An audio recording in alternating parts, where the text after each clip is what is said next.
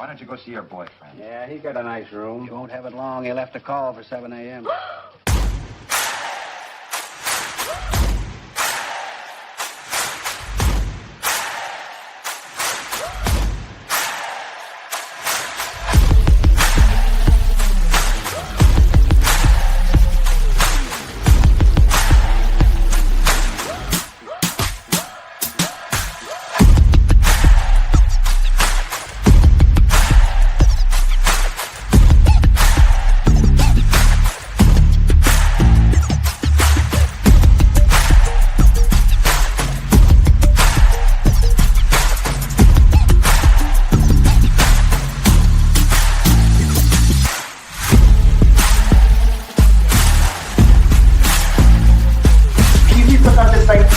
See if we can figure out something.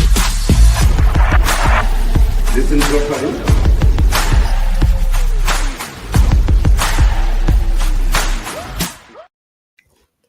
Hi!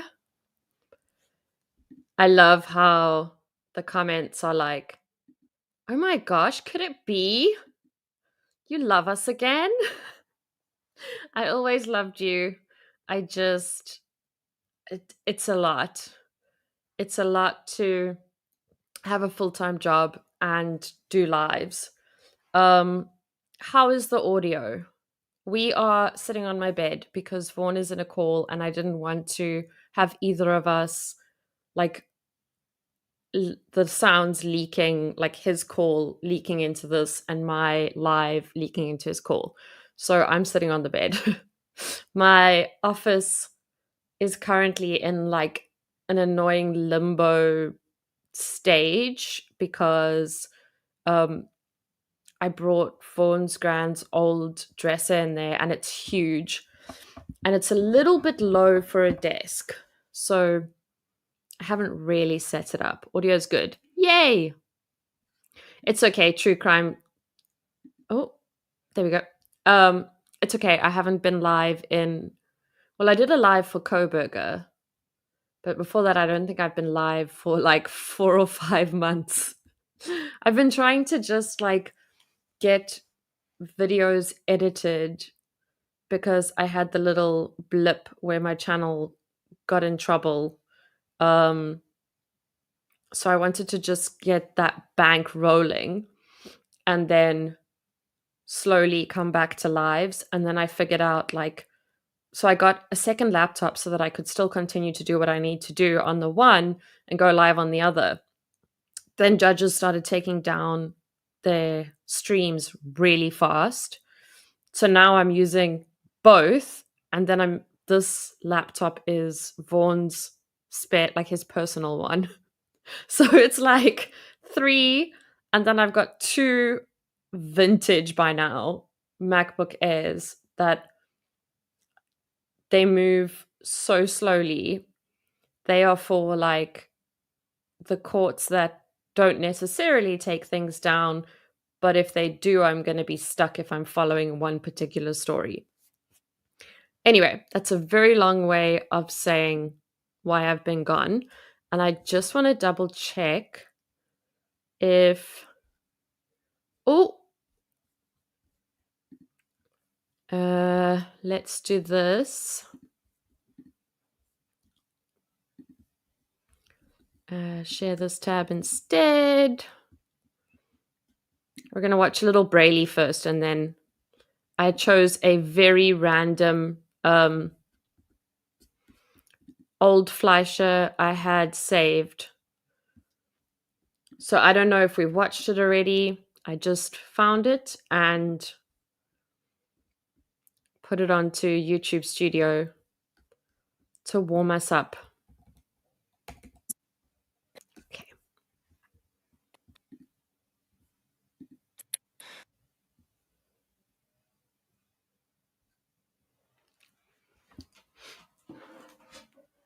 I better mute because I'm going to be moving a laptop a little bit.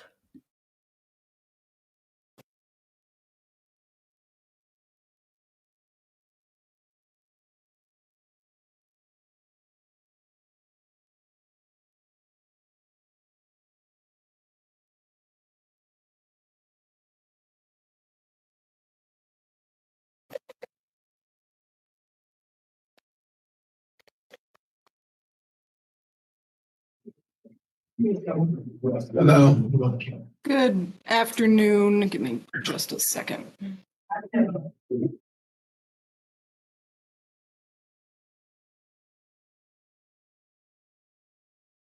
Lol, that went well. I was just opening this one. Any. I'm going to pop us at 1.25 for now. This judge talks pretty slowly.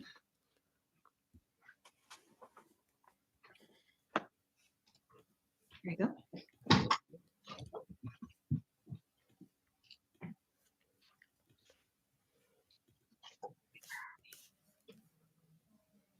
All right, good afternoon. We're here in two files, 6363 GC of 2025 Three Rivers Properties versus Village of Northport, and 6365 GC of 25 Carl Wazinski versus Village of Northport. Mr. Wazinski, are you able to hear me okay? Yes, Your Honor. Okay, very good. And Mr. Dyer is here on behalf of the village. Are you able to hear me as well? Yeah, Your Honor, thank you. All right, so this is scheduled for a bench trial apparently today, but there's been a motion for summary disposition filed. And so we're going to go to that first. And I want to ask you, Mr. Wazinski, did you file any sort of response to the motion for summary disposition? Because if you did, I haven't seen it. No, I didn't. When I filed this as a small claims, I never intended to hire an attorney. Okay, understood. So what a motion for summary disposition is, in this case, it's being argued that the complaint fails to state a claim upon which relief can be granted, and so the defendant is entitled to summary disposition, essentially judgment in its favor pursuant to MCR 2.116C8, and also that there is no genuine issue of material fact, and therefore the defendant is entitled to judgment as a matter of law pursuant to MCR 2.116C10. So what they're arguing essentially today is that the case should be dismissed because it fails to raise an issue either as to the facts or the law. And so it is Mr. Dyer's motion, so I'm going to ask him to expand on that. So this is your opportunity to make that argument, Mr. Dyer. Thank you, Your Honor. Before I proceed, I just want to indicate for the record that my position regarding this motion does not have any impact on my personal regard for Mr. Wazinski and the things that he's done for the Village of Northport. I appreciate those things. Sorry, I'm jumping again. Did you have the opportunity to? I thought that one was going to be more interesting. Cat ear headphones. I want them, but their noise cancelling is so bad. Oh, I need to move where I am. Wakey, wakey. No. Do I push okay? I was muted on my end. I apologize. What is your name? Kirsty Whiteman. Ms. Weidman, what is a good mailing address for you? 3351 North 7 Mile Road, Lake City, Michigan. Do you have a good telephone number?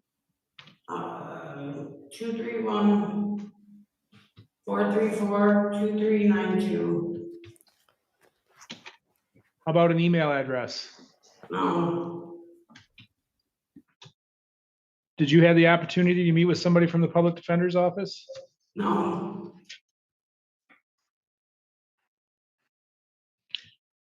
I have a complaint that alleges that on or about March 28th, 2025, in the city of Cadillac at Wexford County, it is alleged in count number 1 that you did commit the offense of possession of methamphetamine. That is a 10-year felony and or a fine of $15,000.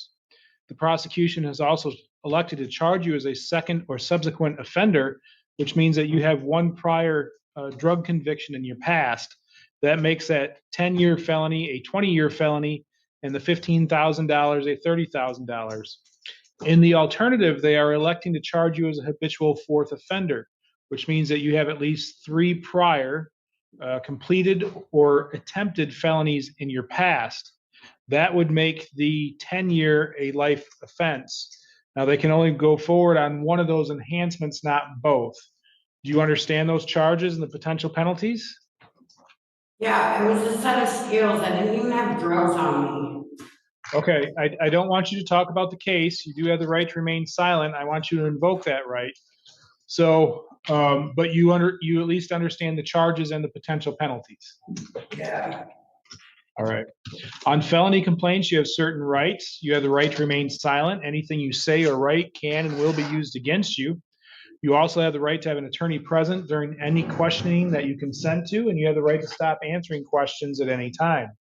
You also have the right to be represented by an attorney at all phases throughout this process. And if you could not afford one, one will be appointed to represent you at public expense. Do you understand that? Yes, sir. Today, do you plan to hire an attorney, request the appointment of an attorney, or represent yourself? Request an attorney. What is your current source of income? I'm a waitress.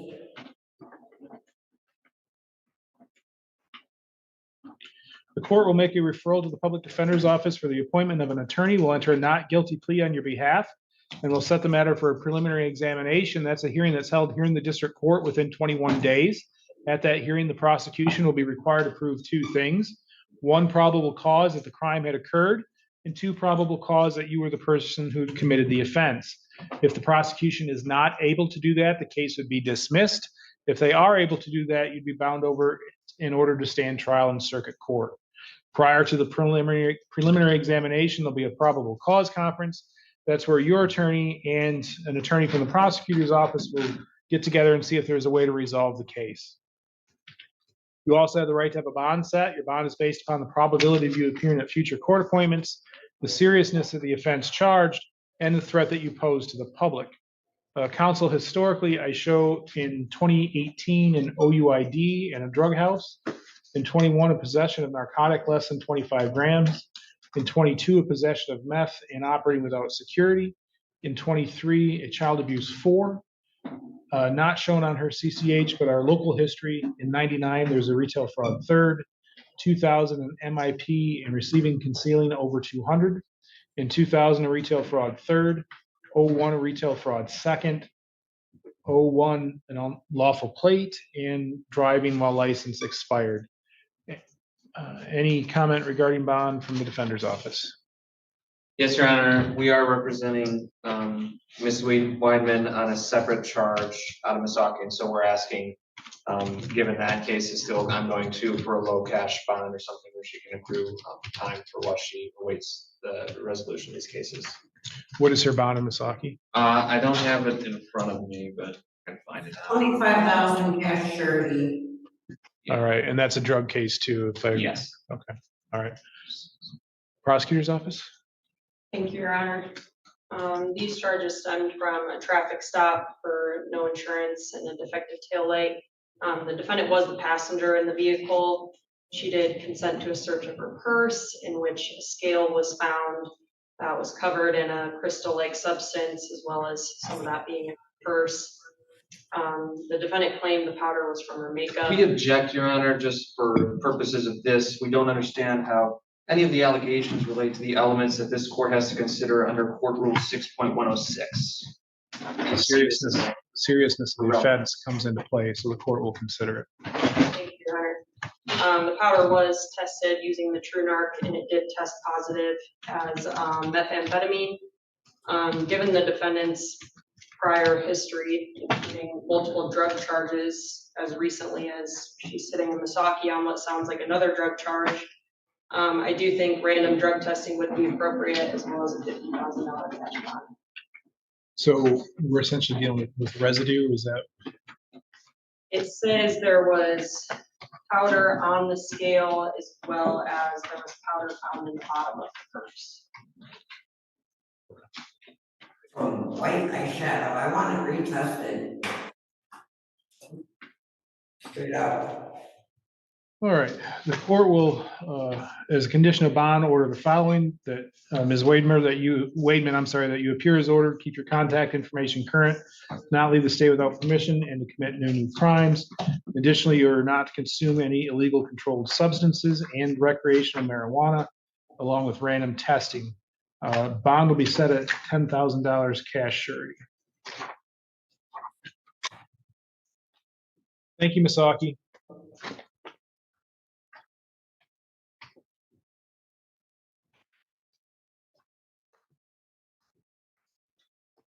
Person at the Wexford Jail, what is your name? Brandon Eaton. This is case number 253092FY, the people of the state of Michigan versus Brandon Keith Eaton. We're here for an arraignment. Mr. Eaton, what is a good mailing address for you? 305 North Main Street of Scottville, Michigan. Not to be mistaken for Scott's. It's SCOTTVILLE. And did you say Main Street? Yes, 305 North Main. 231-281-7. Did you have the opportunity to meet with somebody from the public defender's office today? Yes, Your Honor, I did. I have a complaint that alleges that on or about October 28th, 2024 in Herring Township, in count number 1, it is alleged that you did commit the offense of financial transaction device stealing or retaining without consent.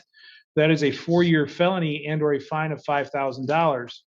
Additionally, the prosecution has elected to charge you as a habitual fourth offender, which means that you have at least 3 prior attempted or completed felonies in your past. That makes the 4-year felony a 15-year felony. Do you understand those charges and the potential penalties? Yes, Your Honor, I understand.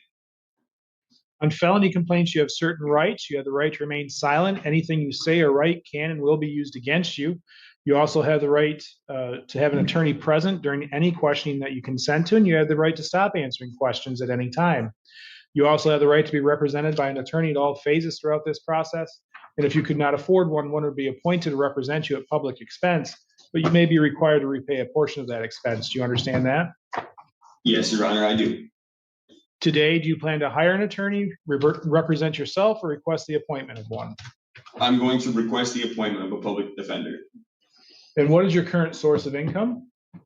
I am a full-time with overtime factory worker in UACJ Whitehall Industries in Ludington.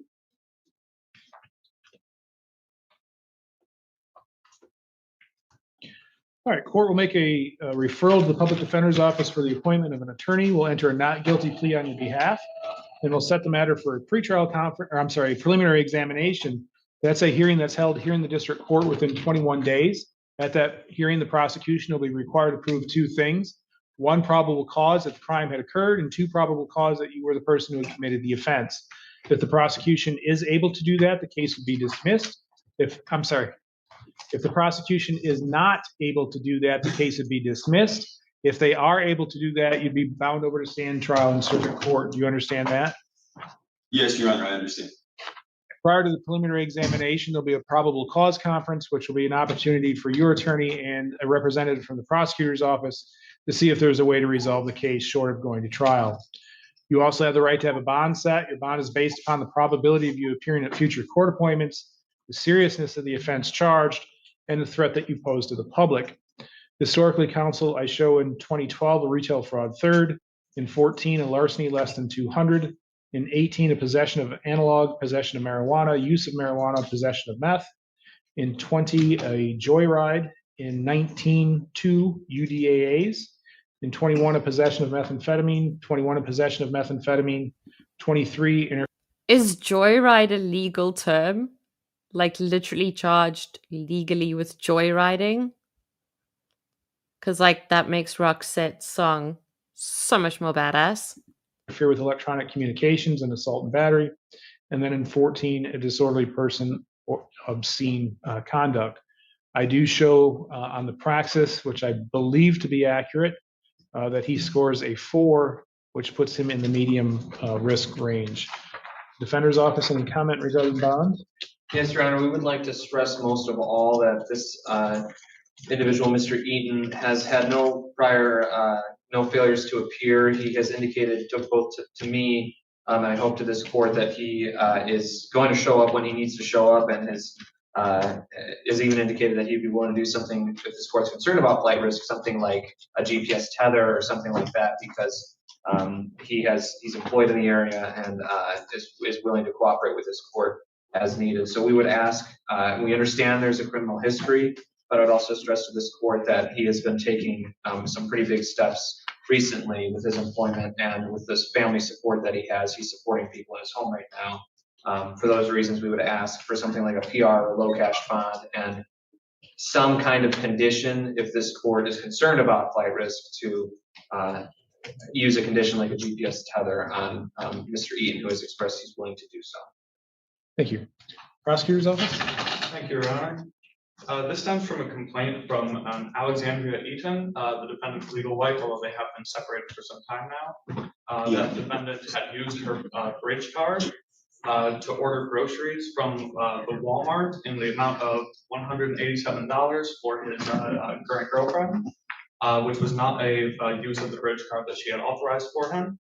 He had previously used the bridge card to get food and other items for their child in common, but it's alleged that was not the use in this case.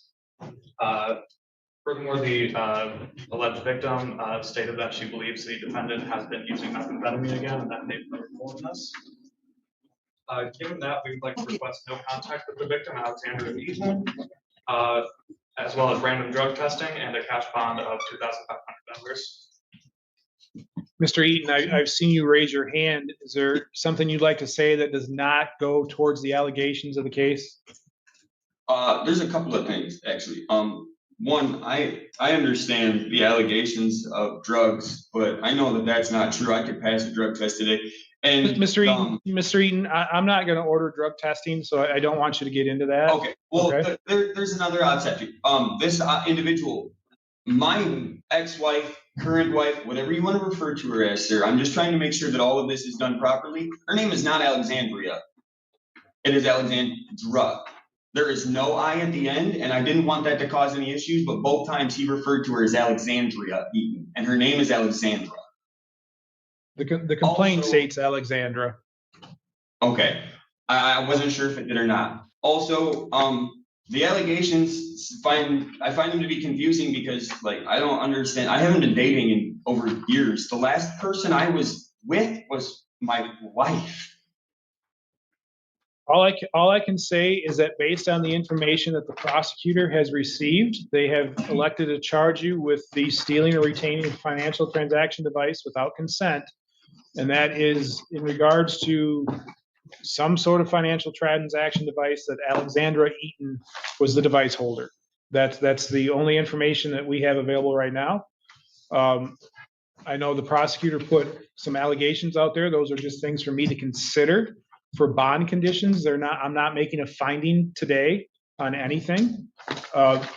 Essentially, that's what the preliminary examination will be, is for me to determine whether there's enough probable cause to move the case forward. Do you understand that? I understand, and I thank you. So all I ask on that note, since you have given me a moment to speak, is I'm currently in a position to try and save my job if I can make it to work tonight. I'm a third shifter. I got some people in my corner that are trying to help me out. So if you see fit to give me that blessing, I would appreciate it. I'm trying to just keep myself on the right track. I got off parole almost 2 years ago, and I've done good since then. And I'm really not sure what this all stemmed from, but I'm just trying to do what I have to do to get through the court day. And quite frankly, this gives me another reason to not want to or solidify the fact that I don't want nothing to do with communicating with my ex ever again. Okay, I think, again, I want to protect your rights, so I think we should stop talking now. But as a condition of your bond, you are to appear as ordered, keep your contact information current, not leave the state of Michigan without permission, and to commit no new crimes. I'm also going to order that there be a no contact provision with Alexandra Eaton.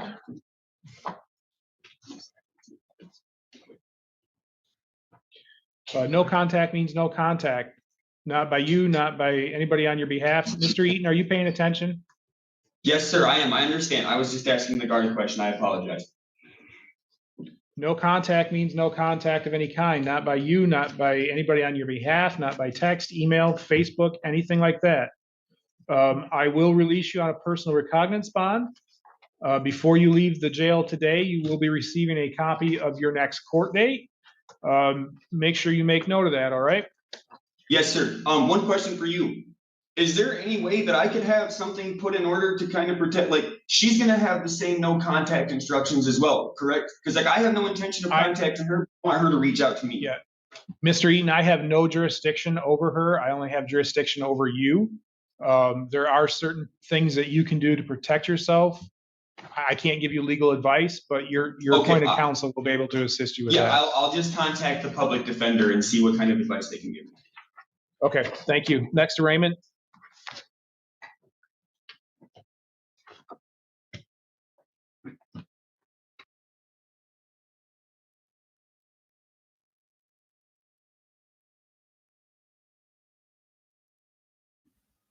I would go straight to the live, but I need a little bit of buffer room for addresses and phone numbers because they say them all straight up. Don't sweat the small stuff, buddy. You're in trouble a lot more than your wife's name. I was thinking that as well. I was like, he was so passionate. Like, I just want to put this on the record. I thought he was going to say something like, this woman does not even exist.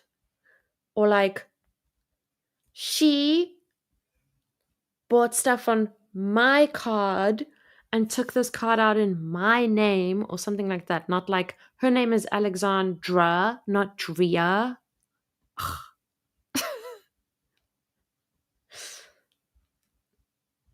Are they bringing another arraignment?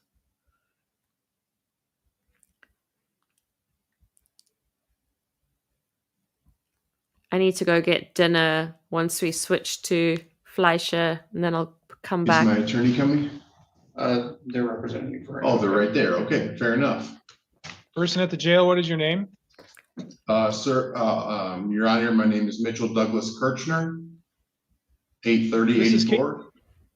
This is case number 253177FY, the people of the state of Michigan versus Mitchell Douglas Kirchner. We're here for an arraignment. Sir, what's a good mailing address for you? Your Honor, is that we're selling our home tomorrow at 11. We have a meeting at the title agency and it's gone. I gave my attorney my email if you'd like that as well, sir. We'll get to that in a minute. Do you have another mailing address you're going to be going to? Yeah, I can tell you that one. It's 400. Blah, blah, blah, blah, blah, blah, blah, blah, blah.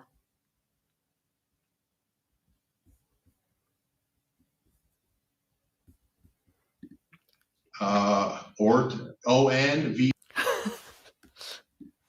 A million years later. Or south of here. Do you know where the zip code, what the zip code is? I don't know if zip codes in the US are like the UK, where it's very specific to that house. Good telephone number for you. Yes, sir. My cell phone number is 555-444-0. Address? It's M. It's I am in jail.com.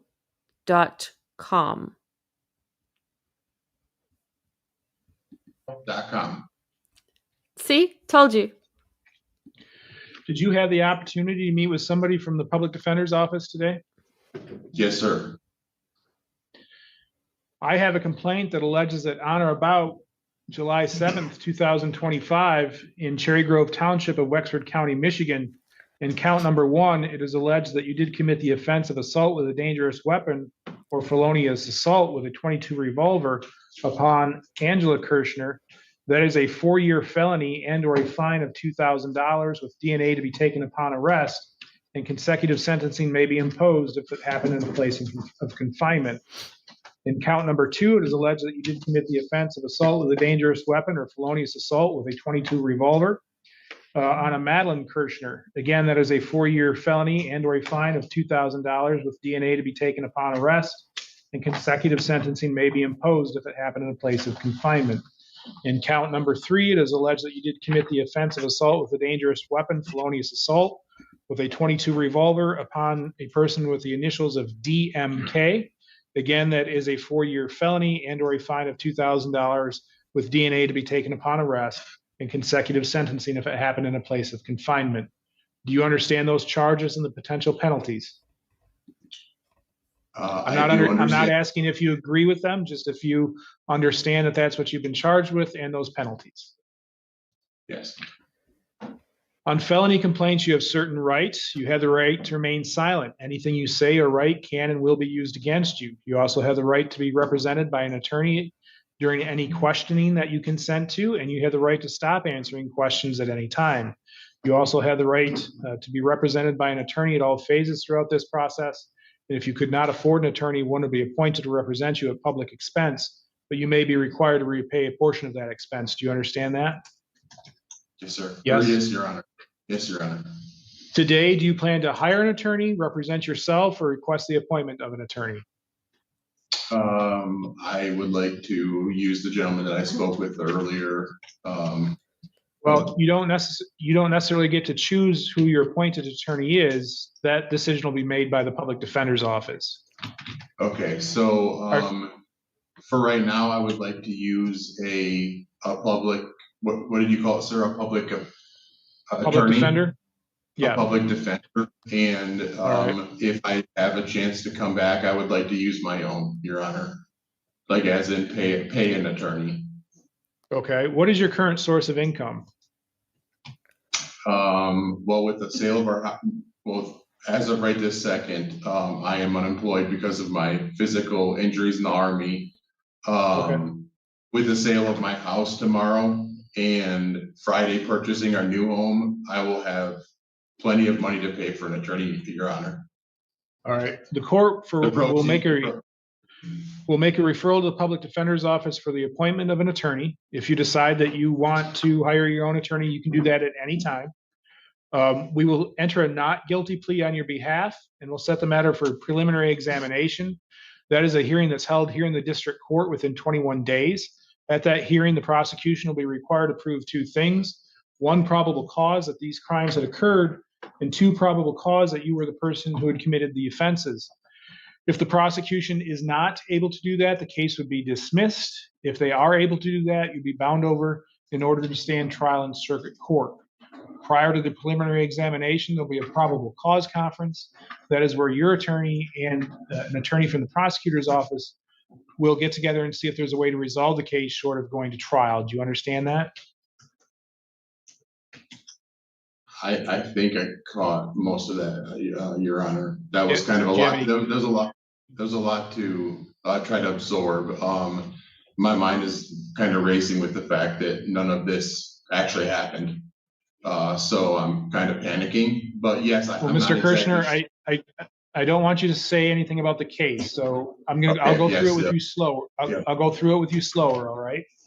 Yes, sir. So yes, within 21 days from today's date, there will be a hearing here in which the prosecution will be required to prove 2 things. 1 is that there's probable cause to believe that these crimes had occurred. Understood. 2, probable cause that you were the person who committed that offense. Do you understand that? That I do understand. Yes, yes, Your Honor. If they are not able to do that, the case would be dismissed.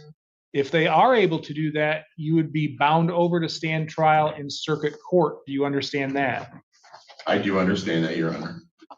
Prior to that hearing, there will be another conference in which your appointed attorney and an attorney from the prosecutor's office will have a meeting to see if there's a way to resolve the case short of going to trial or discuss plea offers. Does that make sense? Do you understand that?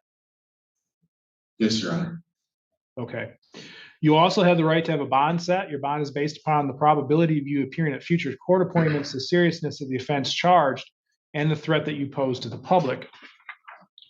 Counsel, I do not show that the defendant has any prior history.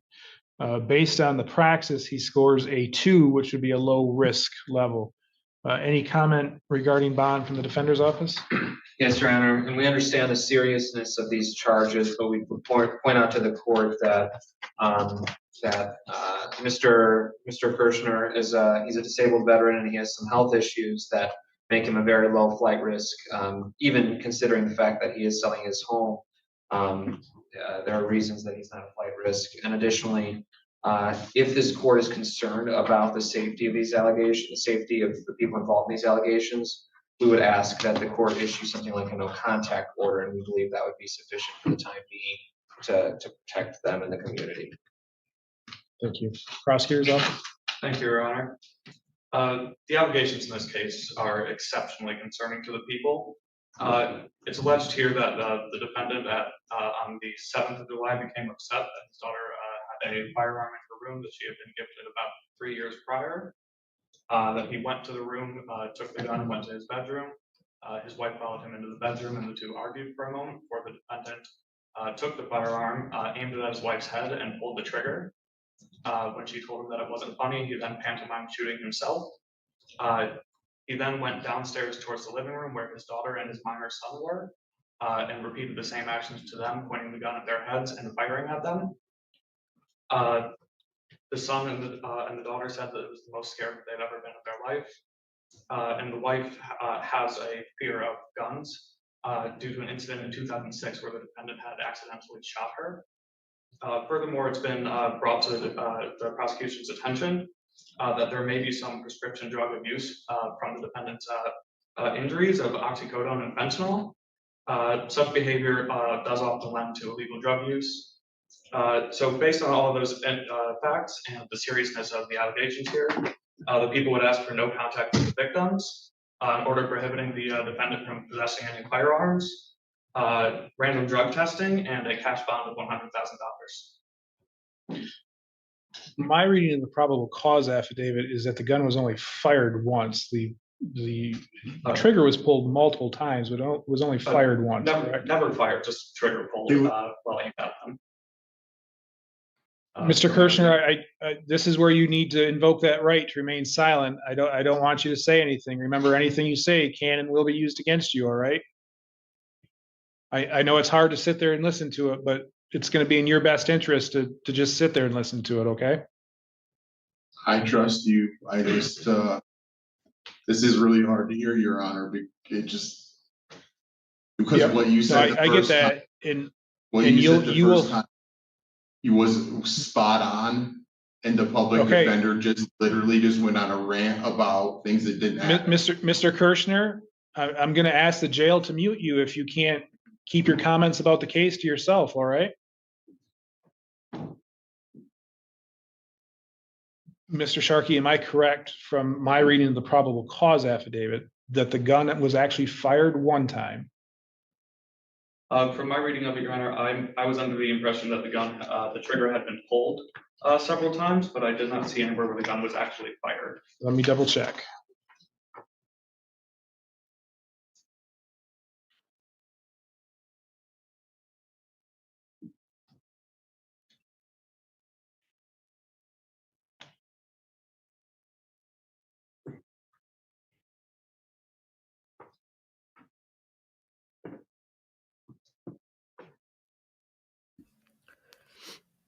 Can we go back to the part where he accidentally shot his wife but doesn't have a criminal history? He pulled the gun off the dresser, pointed it, and pulled the trigger. Okay. And then proceeded, at least according to the probable cause affidavit, proceeded to do the same thing with the other persons in the home. Correct, Your Honor. I should also note that this was brought to police attention during a traffic stop that had been initiated on the afternoon of the 8th. The traffic stop didn't have anything to do with these allegations, all right? Okay, that's a bit odd. Not saying he didn't do anything, but that is a bit odd. Traffic stop on whom?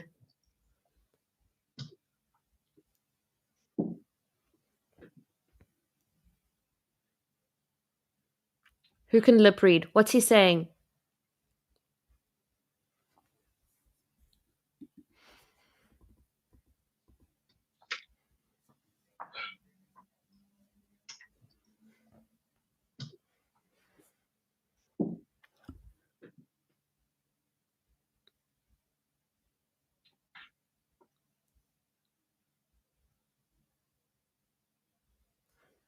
I can't. Does find, at least as presented today, that the defendant is a threat based on his actions in this case of pointing the gun at his children and his wife, pulling the trigger.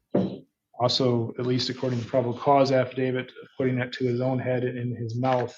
So I do believe that he is a threat. Bond will be set at $100,000 cash surety with the following conditions: that he appear as ordered, keep contact information current, not leave the state without permission, and to commit no new crimes. I'm not going to, we'll get back to that. I'm also going to order that there be a no contact with Angela, Madeline, any minor with the initials of DMK. Additionally, defendant is not to purchase or possess any firearms or weapons, not to act any threatening, intimidating, or harassing behavior. If he is released, he is to be put on a GPS tether under house arrest, the terms to be set by community corrections. He is also to comply with any medical care that he has, including compliance with medication. I deleted because of the S word, Lilith.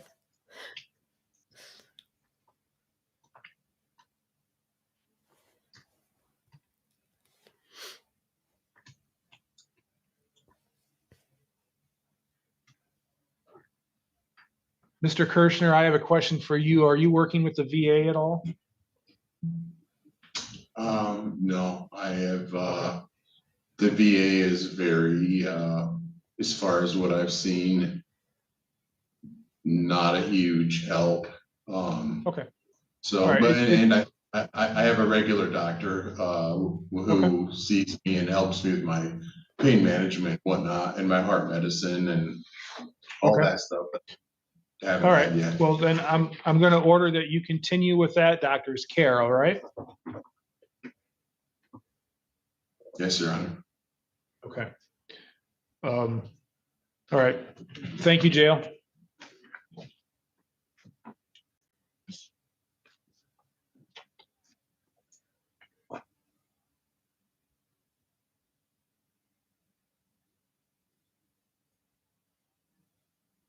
Surprised he's not in one of those. I'm going to call it a turtle suit. I know that's not the name, but I don't want to land up getting struck. As a veteran, it was good till last year when it was gutted. I actually watched a lot of TikToks about the changes that were made. And one of the things that came up in one of the courts that I was watching, I want to say it was in 13th District. If you didn't serve in, if it wasn't, what was the word? It was like something about if it wasn't a conflict or combat. This guy served in Vietnam, but he didn't qualify for veteran benefits because it wasn't a something.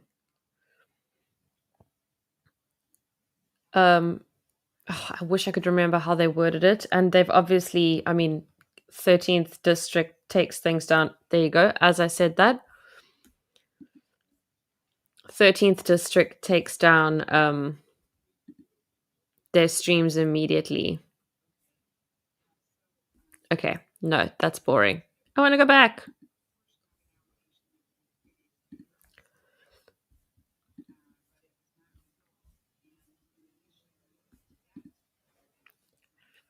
$10,000 is a lot.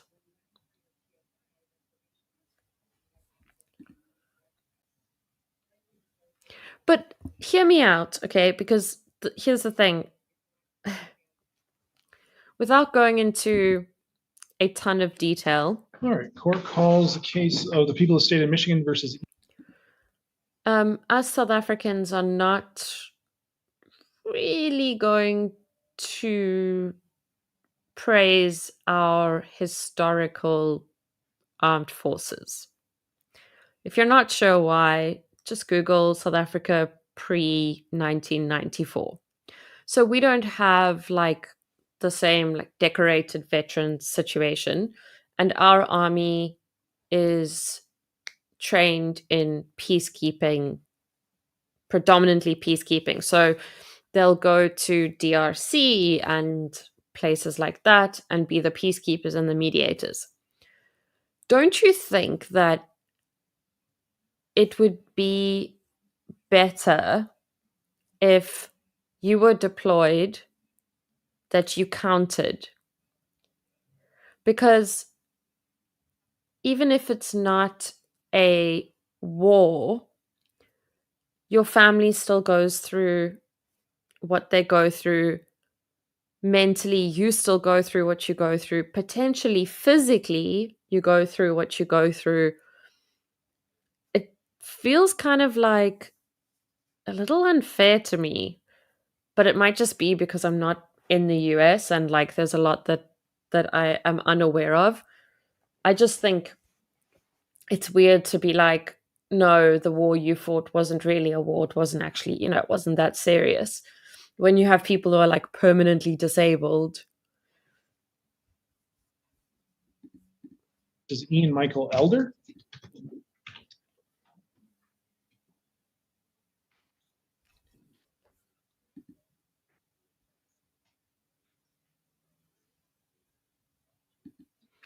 That's what I'm thinking. This is That's case what I number believe. 251585SD. Appearances, counsel? Yes, Brent. Go ahead, counsel. Brent Green on behalf of Mr. Elder, standing in for Ms. Standard, who had a schedule conflict, sir. All right, and Mr. Elder joins us in the courtroom. Mr. Green, I assume you can hear us. Are you able? I have to get food or I am going to fall over. So please be good. I'm going to just quickly run and dish it up and then come back. To see us as well? Yes, on both accounts, sir. All right. We are here for a sentencing on a plea taken to operating. You took the plea, yeah, to operating while visibly impaired back on June 26th of this year. I have received the substance use assessment. Have both counsel received that, Ms. Carey? So I show that he pled to operating while intoxicated, not impaired, and I did not receive the alcohol assessment. You are correct. I apologize. It is operating while intoxicated. I read the W and the V running together. Okay. But you have not received the assessment. Correct. Can we get her a copy of that? Mr. Green, have you received the assessment? I believe Ms. Standard has, yes, sir.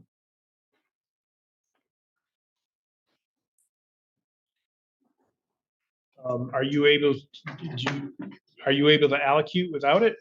Yes, sir. Ms. Standard and I sat down this morning and went over the case, Your Honor. All right, we'll give Ms. Carey a couple minutes to take a look at that, and we'll be back.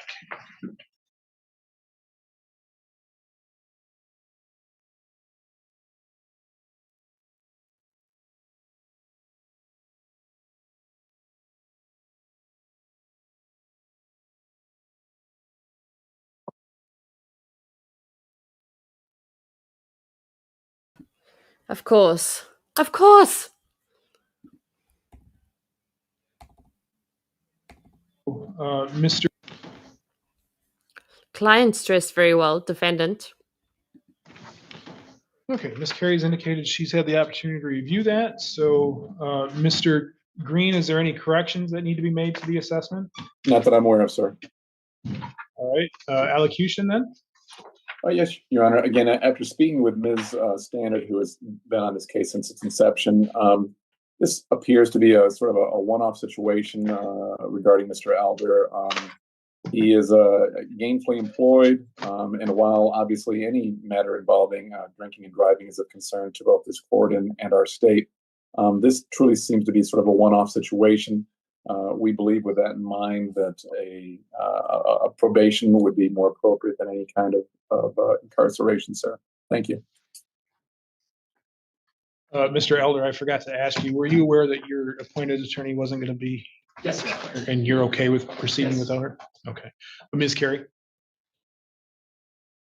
I'm sorry. I know there's going to be like 5,000 comments that are like, stop pausing to talk. I wish you wouldn't talk. This is a commentary. So I do have videos where I don't talk at all, and they're in a playlist. And this is not it. Something interesting that I learned the other day, because sometimes I just ask ChatGPT random things. So I am applying to study law February next year. And I was trying to understand like which area I want to go into. And South Africa has one of the most progressive constitutions in the world, one of the most progressive judicial systems in the world, and one of the most progressive I just blanked on the word. Like the division between the church and the justice system. So like we are basically Germany, New Zealand, and one other country that is not the US or the UK. They are above us, but otherwise we as a third world country are in the tops for those things. And also, hey Donald and Steve, and also Tim, I don't think I said hello like when you said as a veteran. I think I just went into your message. Kelly, I can't remember either. So if I haven't said hello to you, I did in my head, but it's the end of the day. My meds wore off about 3 hours ago, and I've got literally 13 tabs open on different laptops. Thank you. We're going to ask for extended period of probation. I don't believe this is a one-off situation at all. He was a .195. He didn't come back with not getting a substance issue, but he come back as mild. And he is under the age, the legal age to be drinking at all, and yet could get to a .195 where he was operating a vehicle. And the report indicates that his first use of alcohol was at 14, and the last use was the night of his arrest. And prior to that, he was using alcohol once or twice a week. So this is not a one-off event. This is somebody who has been drinking for quite some time, even though it is not legal for him to do so, and then made the decision to get behind the wheel. So I would ask for an extended period of probation. Thank you. Thank you. Mr. Elder, you do have the right to address the court prior to sentencing. Is there anything you'd like me to know? This was a one-off occasion. Due to a lack of good judgment in that moment, stress surrounding it. And I have since reflected on the occasion.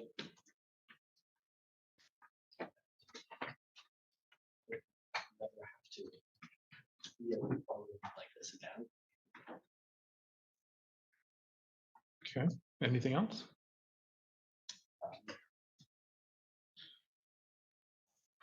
I see you work for some sort of aviation company. Are you a pilot, or what do you do? I work for a fixed base operator, and they on the airfield we service many different aircraft engines. Like mechanical wise? Fueling, mechanically, yes, in some scenarios. How long have you had that job? Just over 2 years now. Okay. So Ms. Carey brings up a couple points that grab my attention too, and that is, I think most importantly, is that you're scoring with a substance use disorder mild. There's 4 ways in which you can score. One is no issue, then there's mild, moderate, and severe. And you're already scoring on the spectrum of disorders at an age where you're not even legal to drink yet. So that causes some concern for the court. And then while the drunk driving aspect of it might be a one-time thing, certainly the alcohol consumption isn't. By your own accounts, you're drinking once or twice a week. maybe 3 to 4. It looks like it depends on the night or the day, whatever the case may be.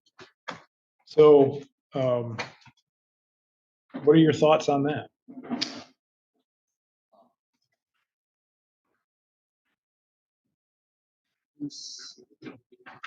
The repeated use started while I was out of the country in a nation in which it was legal for my age, as well as when I began at age 14, first degree I had, that was in Germany, in which it was legal for person.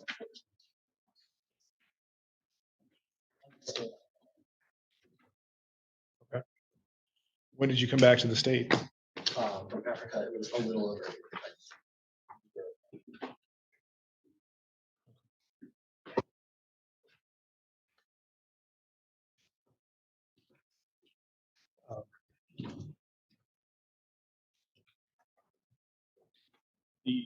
Have you had the opportunity to review the assessment? Yes, I have. I'm a little bit confused if he's had the job for over 2 years and he just came back a year ago. I took it.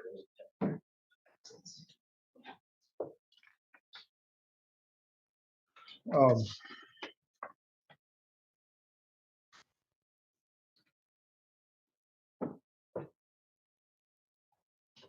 So the assessment recommends that you attend outpatient services. What do you think about that? I'm not entirely sure the scope of outpatient services. Basically, it would be counseling sessions, essentially, about your use of alcohol and what might be causing it to happen, and you getting behind the wheel to drive at a 0.195. That's, I mean, I can't speak for the assessor, but that's generally what those outpatient services would be. Okay. We haven't had any violations, or at least none. Something.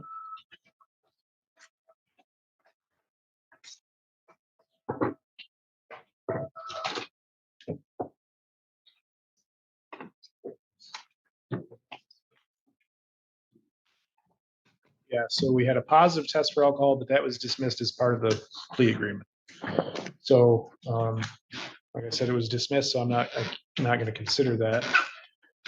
But as I said, it is causing concern that you're 20 years old and you're already on the spectrum of having a disorder. So I think while the actual driving while intoxicated might be a one-up, I do think it is going to be beneficial to put you on probation to just give you some programming. I'm not going to put you, the maximum I have is 2 years for probation. I'm not going to put you on that long. What I will do, though, is 12 months probation. During that time, you're not to violate any law, report as ordered, not leave the state without the consent of your probation officer, keep your contact and employment information current. This charge does allow you to be released early from probation. So at the halfway mark, which will be 6 months, if you've done everything that you need to do, you can be released at that point. That's something that your probation officer can do for you, or if you decide that, your probation officer decides that maybe you shouldn't be released, but you think you should, you can petition the court on your own behalf to do that. During that period of probation, I want you to attend the alcohol highway safety education class and victim impact panel. No alcohol.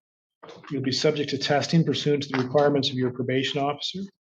I want you to follow the substance use assessment recommendations. No bars where the primary source of business is the sale of alcohol. Restaurants that serve it are fine. No illegal drugs or alcohol where you reside. I'm also going to order that any additional programming that your probation officer feels as though is going to be necessary. There is a $75 crime victims' rights fee, $50 state minimum fee, $150 tip. I'm only going to charge you 6 months of probation, which is $180. So if you get off that halfway point, you're good. If you end up having to stay longer than that, you'll have to pay the monthly probation fee. Ms. Carey, is there any reimbursement for prosecutor or law enforcement? Yes, both to our office and MSP, 200 MSP? 200 MSP and I think 100 to us. The law does allow for the prosecution and law enforcement to recoup part of the expenses in prosecuting these types of cases. So that's what those fees are. So I will order the $100 to the prosecutor's office and $200 to Michigan State Police. There is 1 day jail with 1 day credit. So you've sat your sentence. Ms. Carey, anything that you think I've missed in a judgment of sentence? No, thank you. Mr. Green, anything? Seems complete, Your Honor. Thank you. All right. Mr. Elder, because I have sentenced you a term of jail, even though it's time served, you do have the right to appeal that decision. If you decide that you want to appeal it and cannot afford an attorney to assist you in that matter, you can request the appointment of an attorney within 14 days from today's date. Additionally, any balance that remains unpaid for more than 56 days will have a 20% penalty assessed to that. Do you understand that?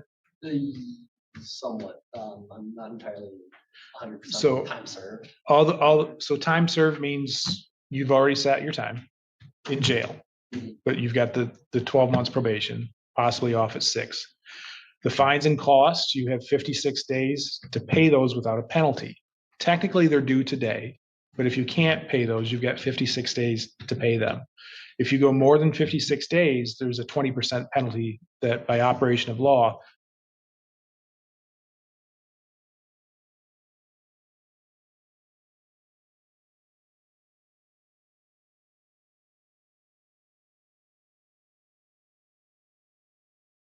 Thank you. Good luck to you. Thank you, Mr. Green. Thank you, sir. Okay, we're gonna hop here. If you missed the beginning, I don't know what date this is. I don't know if we've watched it before.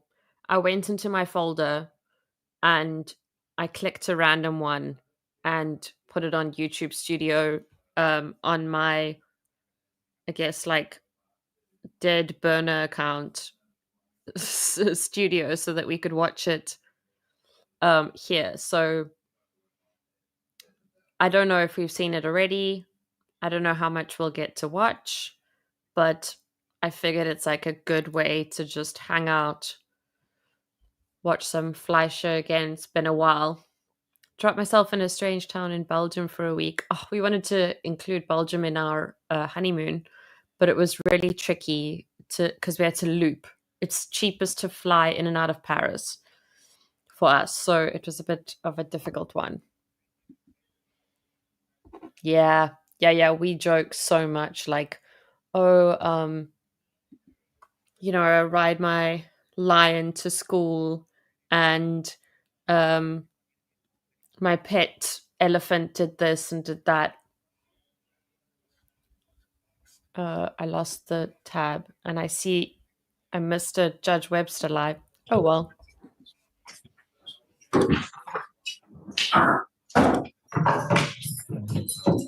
Oh. Okay, I've forgotten how noisy this court is. Oh my gosh. Stable volume is off. We're going to 1.25 it. If you need to slow it down, go to the cogwheel and drop it by 0.25.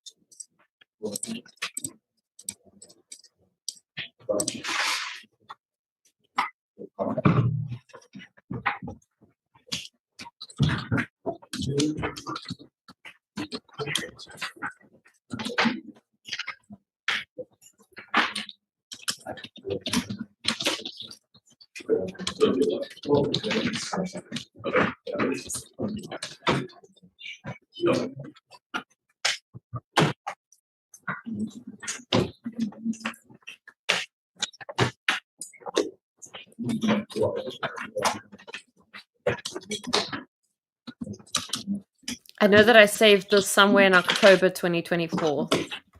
Yeah, he's busy replying to us, obviously. Cortez, come on up. Hi, Logan. Good morning. Do you have an arraignment?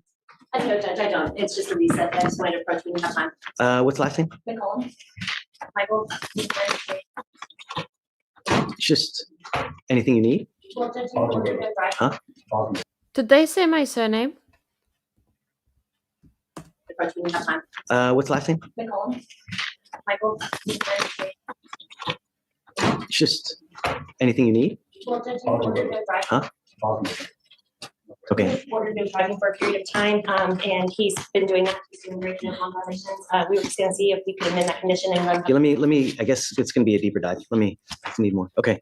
Cortez on page 7, Your Honor. Good morning, Ms. Cortez.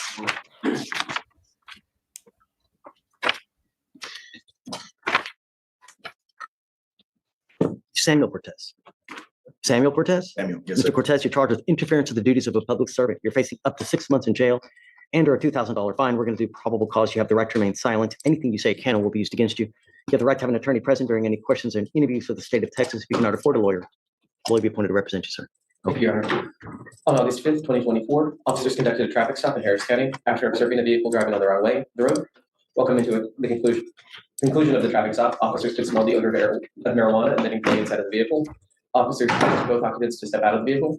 As the driver, the defendant, was exiting the vehicle, he hit the lock button and attempted to close the driver door, locking the vehicle before officers could conduct a probable cause search on the vehicle. Officers attempted to keep the driver from closing the driver's side door by pulling the door towards himself, but the door continued to shut. And the door did in fact shut. The defendant then pushed the officer's arm away to prevent the officer from keeping the door open. No other charges, I guess, no DWIs, no, just the only charge. They did recover the marijuana, but it was the passenger side. I'm not sure if the passenger was charged with it. Was it, so there was a passenger, someone else? Passenger, and those 25 grams found on the passenger side. Okay, did we know if that person was charged or no? I don't see it, but I'm gonna check the OR and run it again. But it's showing detected. Okay. Same transaction. Mr. Cortez, I'm going to find that there's probable cause to go forward with your case. Do you have a valid Texas driver license? Sure do. Can you run his license, please? Do you have valid liability insurance in your name? Sir. You're not allowed to drive unless you have both of those. If I find that you drive without either, I will revoke your bond, put you in jail. Likewise, do not pick. Thank you so much, Donald. My president told your president to mind his business. So the US dollar to rand, I think, is winning at the moment. I think I haven't checked in a while. I just know that that our president was telling yours to take a short walk on a long walk on a short pier. Not pick up any new cases. Otherwise, if you're not good while you're out there in the free world, we will take it away from you. Yes, sir. How old are you? 28. What do you do for a living? Mechanic. Who do you live by yourself? Tell me about yourself. I got a wife, kids. Okay. Can you afford a lawyer? High school, and for the most part, that's my life, you know. How much money do you make a month? Around $1,000 or so. Okay, we're going to reset your case to give you time to hire a lawyer. Or we'll have you go to Ramona. We're going to have you sign a reset, and we're going to get you out here. Be good while you're out there. Don't pick up any new cases. Do you understand? Okay, come on. Great, thank you. Moffitt. Our next one is Mr. Moffitt on page 23. Got it.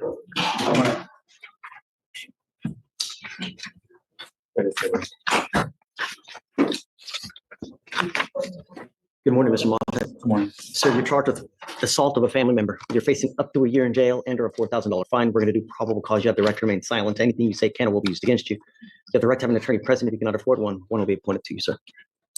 Thank you. Defendant and the claim witness are married. On August 4th, 2024, the complainant stated that she told the defendant that she knows that he has been cheating and wants to be away from him. She stated that the defendant then told her, "Not fuck that," and lay down on the bed next to her. The complainant stated that the defendant then followed her to the living room and said, "Not fuck that, give me my phone." The complainant stated that the defendant was grabbing her arms and hands with his hands, causing her to feel pain. She stated that she then pushed the defendant, hitting him with her phone on the head.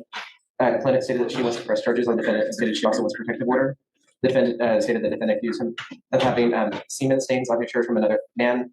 Defendant stated that the complaining witness had been taking medications and has been diagnosed as delusional. He stated that she and he had a brief struggle. He was trying to take away her phone. He stated that no one punched anyone and that no threats were made. The defendant stated there was nothing physical and nothing happened. The defendant stated that the defendant hit him on the top of the head with her phone, and he stated he did not really have any pain. Officers observed a red bump on top of the defendant's head. Officers also observed minor bruising on the complainant's arms and a fresh scab that looked like the imprint of a fingernail on her right arm. Okay. Mr. Moffett, I'm going to find that there's probable cause to go forward with your case. Do you have the RIF done? Do we know if she wants to have contact with him? She wants a protective order, Your Honor. She does. All right. So understand that protective order was issued on the 5th of this month. Get to know it, because if you do something to violate the protective order, the state can and will file a violation of a protective order against you. It's one of the worst cases you can pick up. You violate conditions on that, I can hold you at no bond, 0 bond, and I will do it in a heartbeat to protect every single person of Harris County. Do you understand? Sure. Did you say there was alcohol or any kind of dope usage or anything like that? Okay. So for this, at this moment, the only thing I'm doing to you, I'm ordering you not to have contact with this person and not to be in possession of any weapons. I don't know if she wants to have contact with you. So until I know that she wants to have contact with you, don't. Do you understand? Sure. If she texts you, do not reply. If she calls you from an unknown number and you answer and it's her, hang up. If she emails you, don't respond. You're the one that's going to end up in jail with a high bond if you violate these conditions. Once the state gets to her and figures out if she wants to have contact with you, at that point, we can readdress these conditions. Do you understand? Okay. I'm going to have you go to Ramona. We're going to have you sign a reset. After that, I will have you take a seat in the jury box while I get your bond conditions. We will have you sign it. And after that, you'll be free to go, sir. Rocha, So can you file no contact? No way. page 27.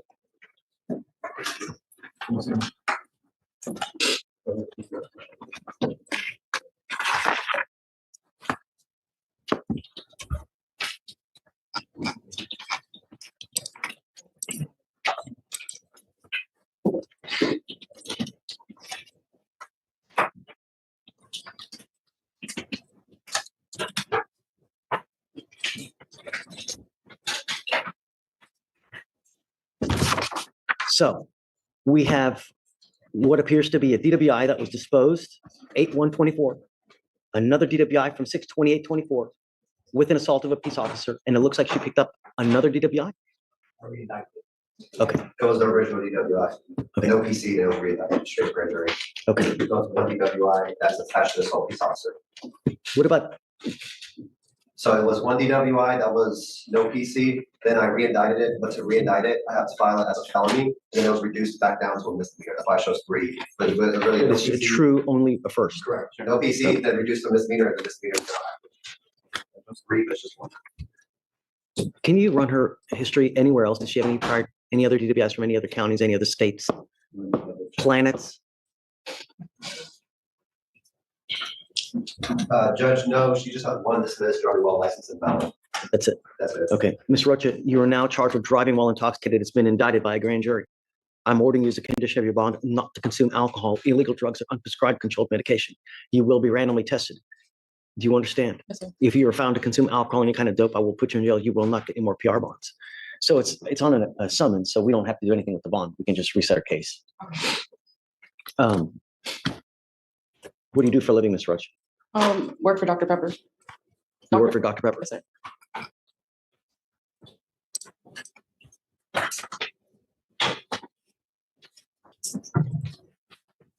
Do you have a Texas driver license, ma'am? Yes, sir. Can you guys run her license? Do you have valid liability insurance? Do not consume any alcohol. Do not use any dope. You're walking on thin ice, man.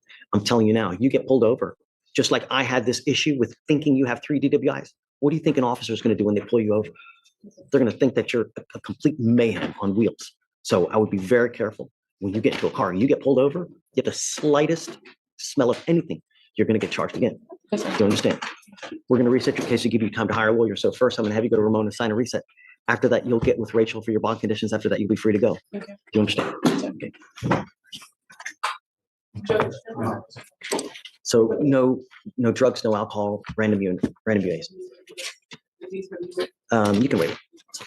Thompson. Thompson on page 35, Your Honor. Okay.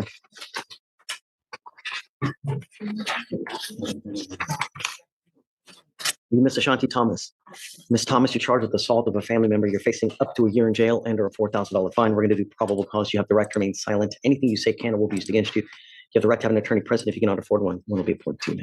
Thank you, Your Honor. On August 4th, 2024, officers were dispatched to an apartment in Harris County where they met with the complainant. The complainant stated the defendant is his girlfriend and they've been in a relationship for about 4 months. They live together and they have lived together for about a month.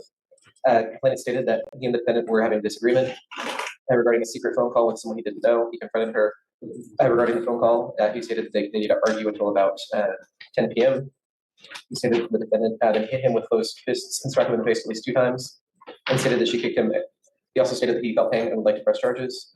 The complainant stated that he used both his hands to push the defendant away from him while she was hitting him. And he was able to hold the complainant to coach her so that she would not hit him. He stated that he left the apartment pulled down, so she locked him out and took the keys to his car. Complainant stated he heard the defendant was breaking things within the apartment while he was at the door. He then called the police. Officers observed broken glass and a table laying in the living room. The defendant stated that she was not the one to call police, but she and her boyfriend were coming at each other. And that she stated that she possibly pushed the complainant in the face with an open ball. Do you know if he wants to have contact with her? Not this time, Judge. Ms. Thompson, I'm going to find that there's probable cause to go forward with your case. I am ordering you as a condition of your bond not to have any contact with this person. There's a protective order that's in place. Get to know it. If you violate it, the state will file additional charges on you. Do you understand, ma'am? No contact and no weapons. Otherwise, I will revoke your bond, put you in jail, make it a $5,000 to $10,000 bond. And if you don't have anyone to pony up that kind of money, guess what happens? Well, no, you'll be stuck like Chuck until this thing is over with. And I'm going to tell you, it takes a long time to get these things over with. What do you do for a living, man? I'm actively working. I'm in the hiring process to work for Amazon. This morning, I received an email from the Harris County Clerk Office to figure out how the case is going to go so I can go work for them. You need a job. When's the last time you've had a full-time job? I left my job in May of 2024 to go out of state for a family emergency. So since May. I'm making it a condition of your bond that you get a full-time job. Yes, sir. Understand? Yes, sir. How old are you? I'm 24. Did you graduate from high school?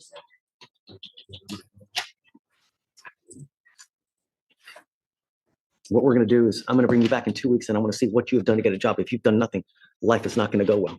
I will appoint your lawyer today. I will have you speak to someone today, but I'm bringing you back in 2 weeks to see what you have done to get a job. Do you understand, man? No contact with the complaining witness, no weapons, and get a job. I will have you go to Ramona, sign a reset. After that, I'm going to have you take a seat in the jury box. I already have an application on file. Okay. Rickle. Page 35 and 36, Your Honor, Rickle. Okay.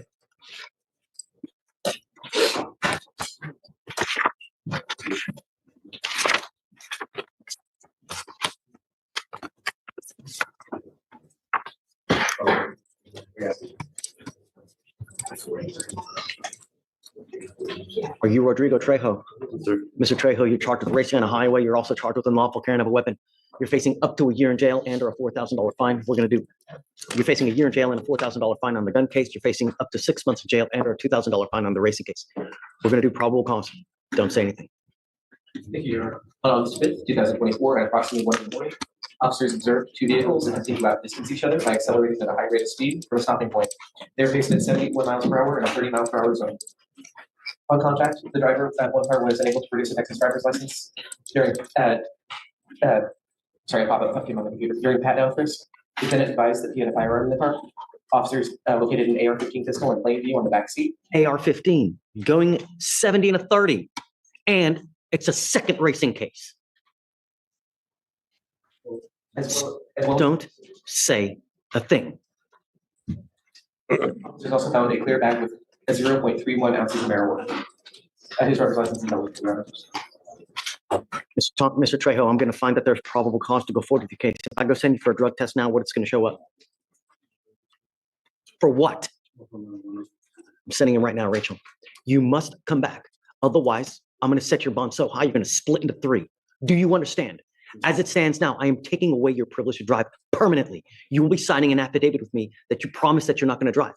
I am also going to put a GPS monitor and I'm giving you a curfew so that you're not out in the middle of the night.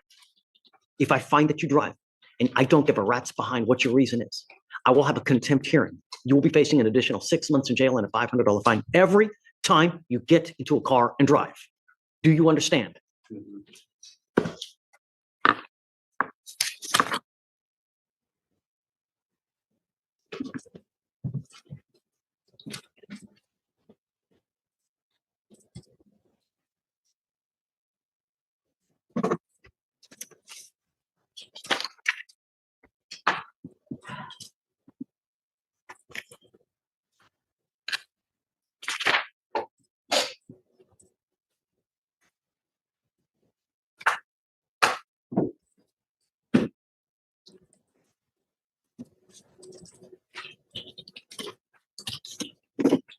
This is an affidavit. No weapons, no driving whatsoever. You violate this, I will violate you. Do you understand? Sure. Get over here. I'll have you swear to this, and I'm sending you for a drug test. You must come back right afterwards.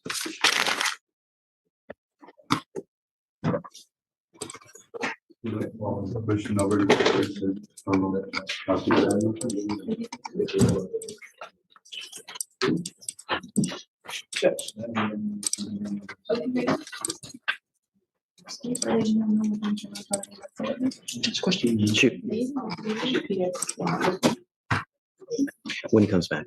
Right, I want to know first what's in his system, and then we're going to get back. And then I'm going to point him. Your Honor, if you're ready to have some Spanish arraignment. Yeah, let's do it. All right, my very first one is going to be Rodriguez on page 29. Rodriguez.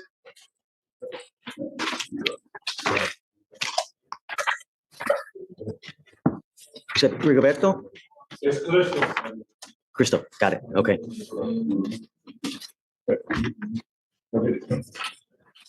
Are you Rodriguez Turubiate? Sir, you were charged with driving while intoxicated.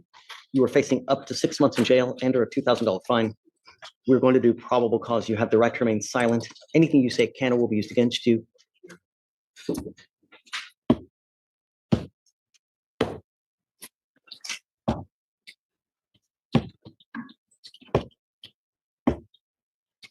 So he's on bond for DWI, and he just picked up another DWI. You sure? Pick us reverse DWI at 6:30.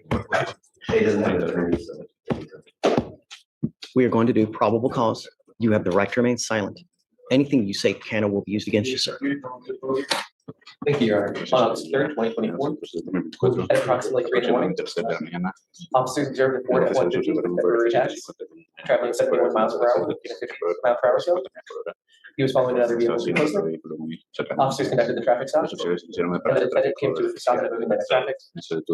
Officers observed a strong odor of alcohol on his breath, slurred speech, harsh movement, poor balance. The scene was moved to a parking lot, and the standard field sobriety test was conducted. Each of the HGN was 6 of 6, walking currently confused, and 3 to 4 41 like 10. Officers also conducted the modified Romberg, wherein the defendant approximated 30 seconds at 45 seconds. The DIC was read. The defendant could not provide a breath specimen. The blood was sent to a blood was drawn.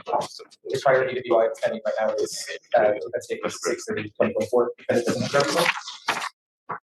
What is this document that you signed? I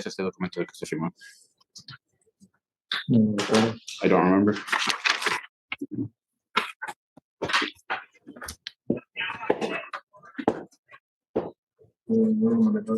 That I wasn't going to drive. No. And not drink, I imagine. Guess what happens now? I'm going to find that there's probable cause to go forward with the case of Mr. Rodriguez Turubiate. And I am now going to serve you with a new lawsuit as to whether or not I'm going to hold you in contempt and give you another 180 days on top of all this. You will now be taken into custody, and momentarily I will serve you with another case. And now you'll be looking at 3. He goes with you. So I'll find probable cause on the second case, and I'm going to revoke. We'll get there. Don't worry about it. I'm going to point him away first.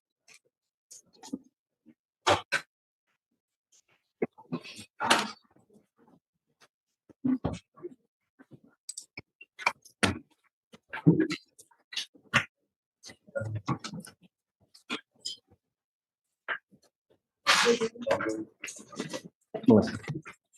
20,000. And the old one. We'll talk. I'm going to point him away first. Yeah, but let me appoint him someone first. Diego.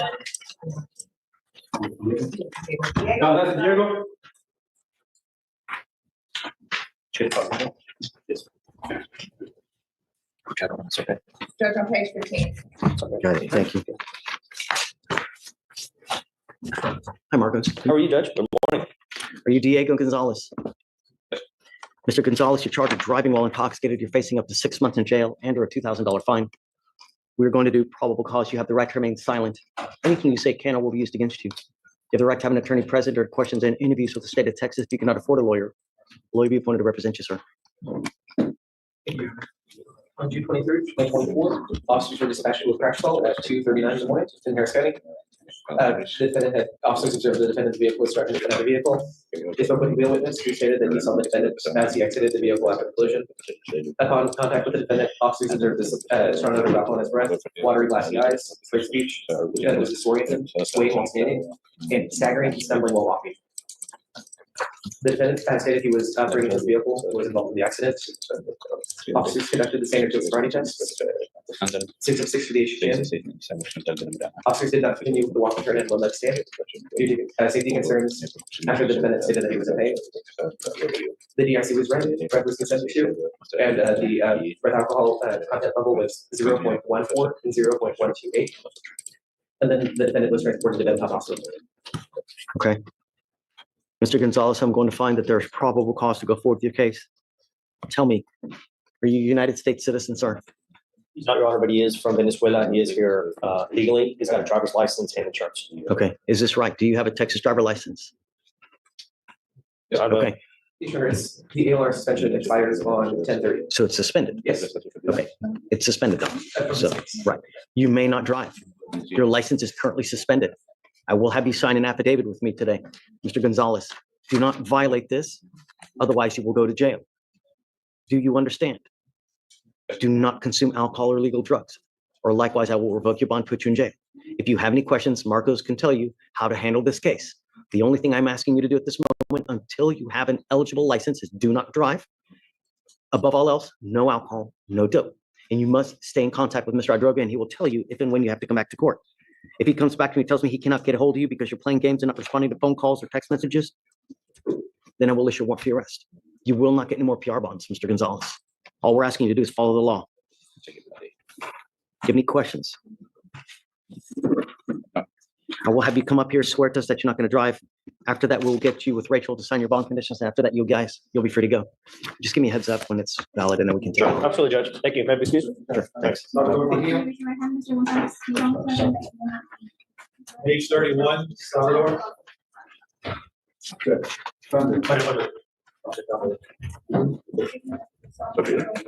You, Mr. Salvador Mejia. Salvador Mejia. Sir, you're charged with driving while intoxicated. You're facing up to a year in jail and or a $4,000 fine. We're going to do probable cause. You have the right to remain silent. Anything you say can and will be used against you. You have the right to have an attorney present. If you cannot afford one will be appointed to you, sir. Thank you, Mayor. On August 5th, 2024, Harris County officers observed a vehicle traveling at 121 miles per hour. 121. 121. And 65 miles. Shh. Right, a quote. It was a 65 mile per hour speed zone. Officers initiated a traffic stop upon contact with the driver and sole occupant. Officers observed a driver had red, glassy eyes and strong odor of alcohol in his breath. Officers further observed in plain view an open Modelo 24-ounce beer can lying on the rear passenger floorboard. The defendant informed the officer that he had consumed 2 24-ounce Modelo beers before operating the motor vehicle. Officers conducted the standard field sobriety tests. HGN was 6 of 6. Walk of turn was 5 of 8. And one leg stand was 1 of 4. The DIC was read and consented to the breath test. The results were 0.171 and 0.177. I'm going to find there's probable cause to go forward with your case. Mr. Salvador Mejia, are you a United States citizen? No. Are you in this country with or without permission?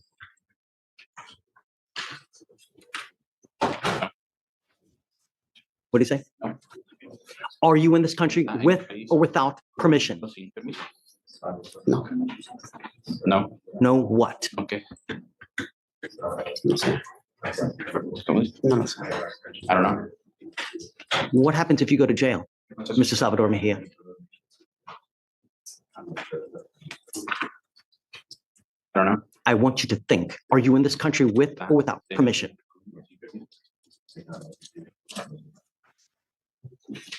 I don't know. If you go to jail and immigration finds you, Mr. Salvador Mejia, They will put a detainer on you.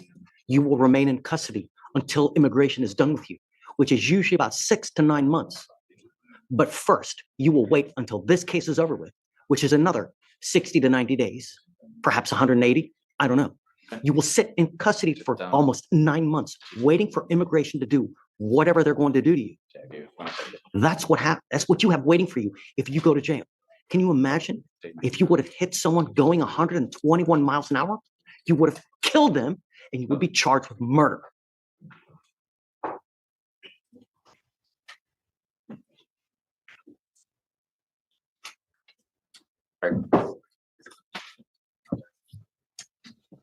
I'm now putting a restriction on you.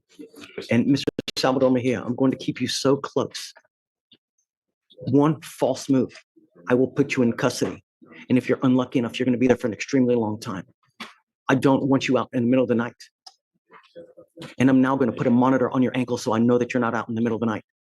I'm also ordering you as a condition of your bond not to drive whatsoever. Do you understand? I just put someone in custody now, and their bonds are going to be $40,000. Don't make the same mistake. Do you understand? Do not drive.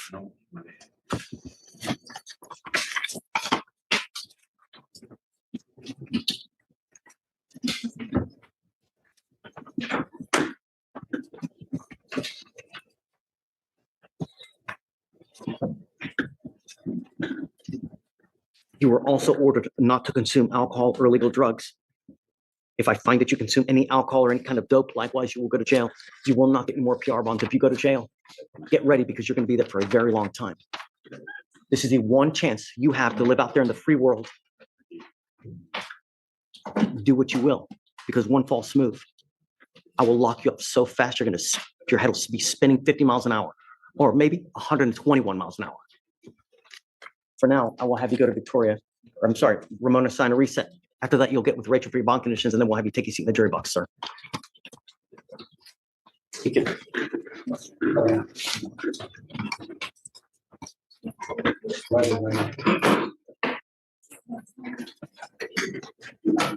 Your Honor, Mr. DeBar Jackson,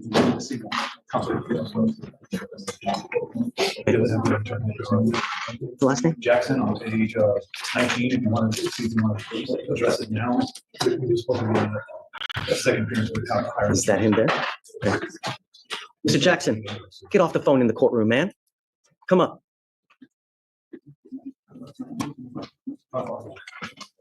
Deputies, please come up. You can come up. So come on up. So are you taking Mr. Jackson because he has a child support warrant? How much does he owe in child support?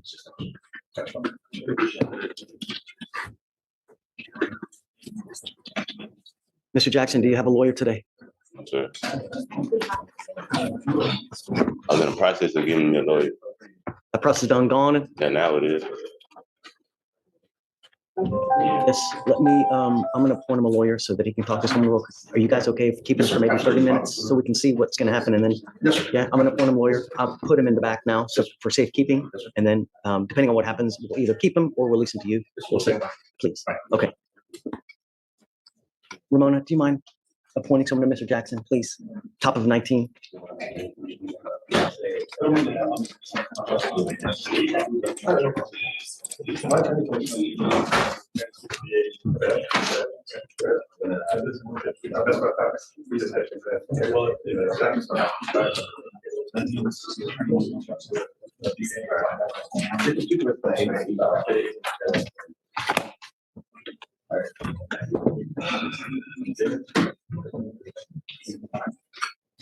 Your Honor, Will has our last arraignment, not our last arraignment, but he has an arraignment. I will. Or Judge, how are you? For sure. Hey. I should have a bond violation and an arraignment. Well, can we do the arraignment first? Do you mind? Well, hold on, I do have one more Spanish speaking arraignment, I forgot about him. Okay. On page 36. Tul Muk. Come up.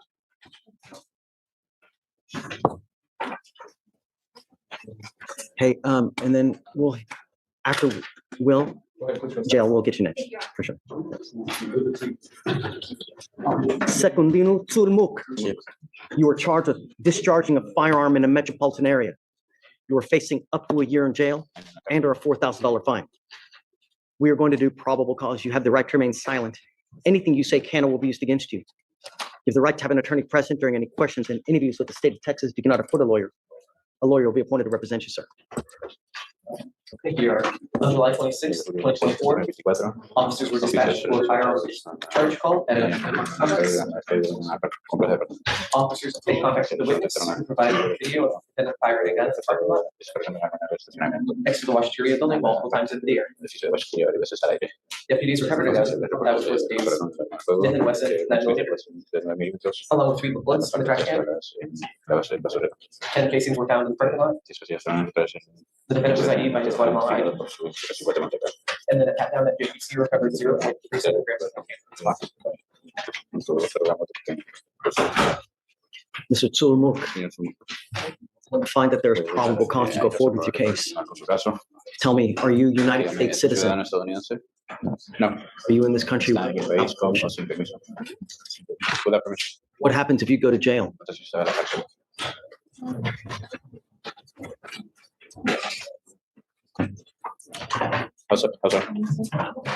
What happens if you go to jail?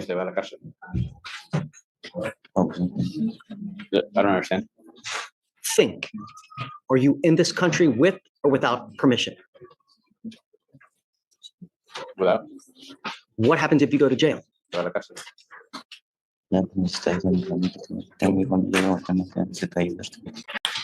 I have family in Guatemala that I have to support.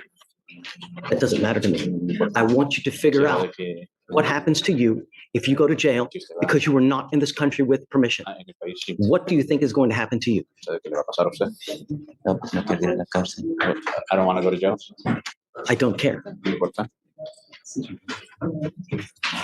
Mr. Turmuk, if you go to jail, immigration will find you because they sweep it on a daily basis. They will put a detainer on you. You will be stuck in custody until this case is over with. And then until the felony case is over with, which is about 9 months. And then they will take you to immigration, stuck there for another 9 months waiting for anything to happen, whatever's going to happen. This is what you have waiting for you if you go to jail. You are not in this country with permission. So you go to jail, you will get a detainer. Do you understand? Yes. Don't violate the laws or conditions I put on you now. Otherwise, I will put you in jail. Your bond will be sufficiently high that you will be there for at least a day or two, and that's all it's going to take for immigration to put a detainer on you. No alcohol, no dope, and I will test you like crazy. No weapons as well. Do you understand? What do you do for a living? Construction.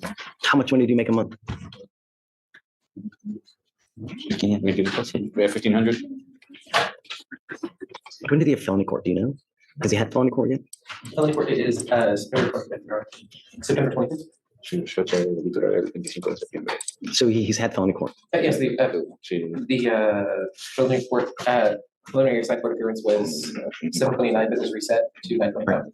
Ashley, I'd like to send him for a test now, please. Mr. Turmuk, I'm going to send you for a test right now. I want to know what, if anything, is in your system. I'm going to have you sign a reset with Ramona. After that, I'm going to have you take a seat in the jury box. Do not leave, otherwise I will issue a warrant for your arrest. Do you understand? Yes. Okay. Okay, Will, you ready? Ramona, sending him for a test and he has to come back. Good to see you. Hey, you too. What's up, man? So the bond violation is agreed. You'll arraign the first. Please. Mattel? Or Patel? Come up, Mr. Patel.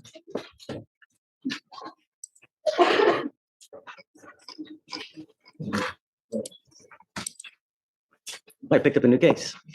Yes, Your Honor, we have a new case. Mr. Patel, you're charged with possession of a controlled substance. You're facing up to a year in jail and or a $4,000 fine. We're going to do probable cause. You have the right to remain silent. Anything you say can or will be used against you. You have the right to have an attorney present during questions and interviews. If you cannot afford a lawyer will be appointed to represent you, sir. Thank you, Your Honor. Okay. On August 5th, 2024, at approximately 1 in the morning, officers observed 2 vehicles parked at a gas station. The officer went into the gas station, When he came out, he observed the two vehicles traveling down the road at a high rate of speed. The road had two northbound lanes. Officer got to his vehicle, observed the defendant's vehicles traveling both lanes. Then both vehicles got into the same lane so they could move around other cars. As the two vehicles approached the stoplight, one vehicle was in each lane side by side. Light was red. When it turned green, they both accelerated. In what appeared to be an acceleration contest. Traffic stop was conducted. The driver of the Tesla was, his first name is no name given, Abdullah, and the passenger was Muaz Kassim Patel, our defendant. I think smell of marijuana was coming from the Tesla. Wait, okay, so he's a passenger. He's not driving. This is good. Because there was a no driving affidavit in your case.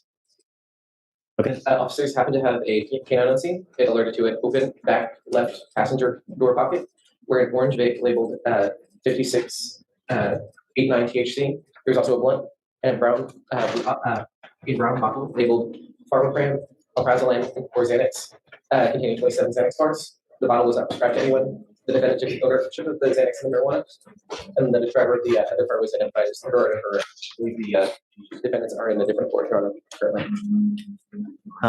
I guess that we're going to end up getting that.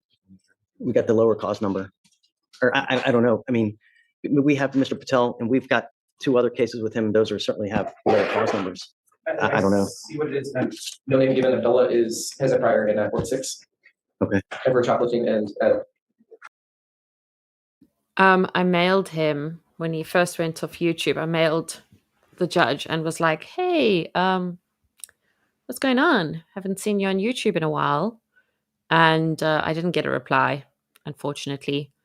So yeah, I'll have to reach out to him to do another interview and be like, "Can you come back? Because we're bored, and this is just not lighthearted, but like."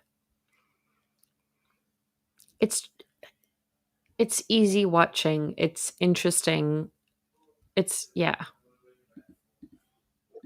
Mr. Herrera is also in Court 6. Got it. Mr. Patel, I'm going to find that there's probable cause to go forward with the case.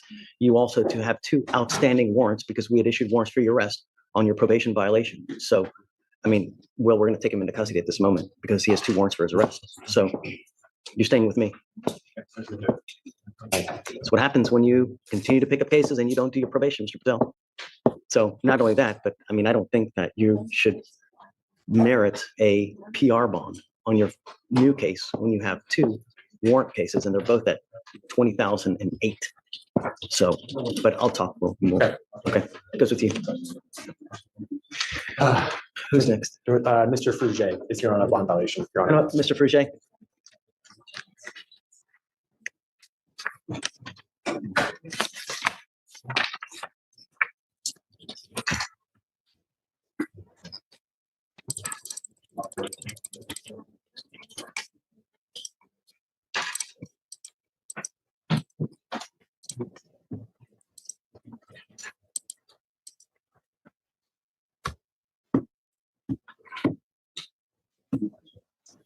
I'm sending you for a drug and alcohol test right now, sir. We'll see what pops up. And I'm going to tell you now, you ever miss again, I will put you in jail. You will not get any more PR bonds. Do you understand, sir? Okay, take a seat for me. Should we discuss Patel right now, or should I come back? Yeah, you can talk. A couple things I wanted the court to be aware of. The facts of this case, I was going to argue PC just on the dog sniff. I researched it. It's pretty much come back. I mean, do the research and then come back and we can talk about PC. There's no. He does have a prescription for alprazolam. It's on file with the CLO. On the court to be aware of that. Okay. Didn't have it with him, but he has prescribed that. And then aside from this new arrest, he has been in compliance with his probation. He's been doing the amended terms we had put in place last time.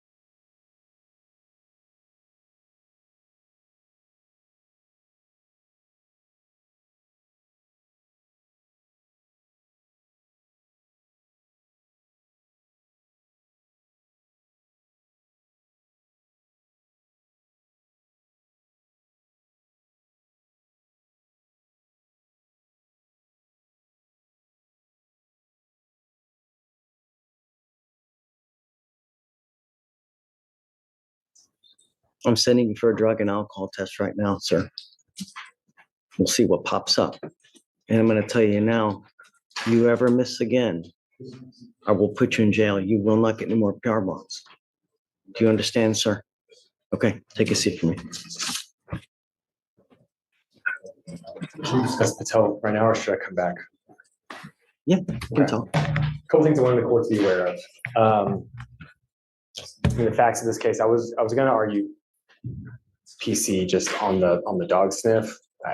I've researched it. It's pretty much come back. I mean, do the research and then come back and we can talk about PC. There's no. He does have a prescription for alprazolam. It's on file with the CLO. I want the court to be aware of that. Okay. Didn't have it with him, but he is prescribed that. And then aside from this new arrest, he has been in compliance with his probation.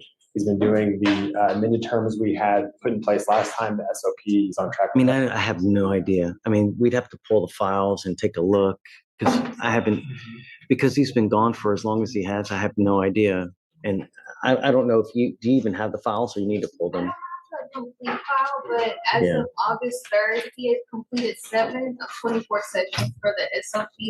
And I do have his prescriptions for the marijuana and the alprazolam. A prescription for marijuana? Oh, it's a card, yes, sir. Okay, we still ordered no dope anyways. I mean, just, And, Nothing, I was just listening. okay, so I don't know. Let's pull the file with Torian, see how he was doing, and then we can go from there. And then in the interim, if you want to set it maybe, today's Monday? Yes, sir. Maybe for like Wednesday. For an MAJ or just for No, I guess just to talk because he says he's been doing well. I don't know. All I know is that we'd issued warrants because. Yeah, so on the MAJ, I understand. With regards to bond, have we addressed that yet? On that MAJ? I have bonds at 10,004 on each of his cases. Okay. He's had a lot of issues with us. I believe I do remember this guy because I think throughout the duration of his probation, at least, he's been with me and us. So the one problem that we did have was the gun. Turned out it was his brother's gun, so we didn't make any movement there. And now we're back on the drug case. Is that what you? Yeah, the gun was way before. There are no guns involved in this case at all. So here is just drugs, Xanax, if I remember right. Right. Yeah, drugs that he has a prescription for, and he admitted to them being his, or whatever that's worth. What did the other dudes get charged with? Racing. And I'll even argue, it says they appear to be an acceleration contest. I talked to my client about it, not his car, but both of his buddies' new cars, and they were like taking photos and videos. They weren't trying to race, but irregardless, I think the stop is there. Yeah. But my guy wasn't driving per your order. Thankfully that he wasn't driving So it because sounds then like he's getting it together, but it does. getting it together, they're racing and he's smoking dope in a car. Well, he's not racing, but he is with drugs. I understand that. I mean, we're here obviously on a violation. And Let's do this. I mean, let's just pull the files. Let's see how he was doing, and we'll go from there. I don't know how long it'll take Tori to get it. Usually it's a week. I don't know if you can get it quick or not. But is Bond staying as is for now, or can we ask for a reduction?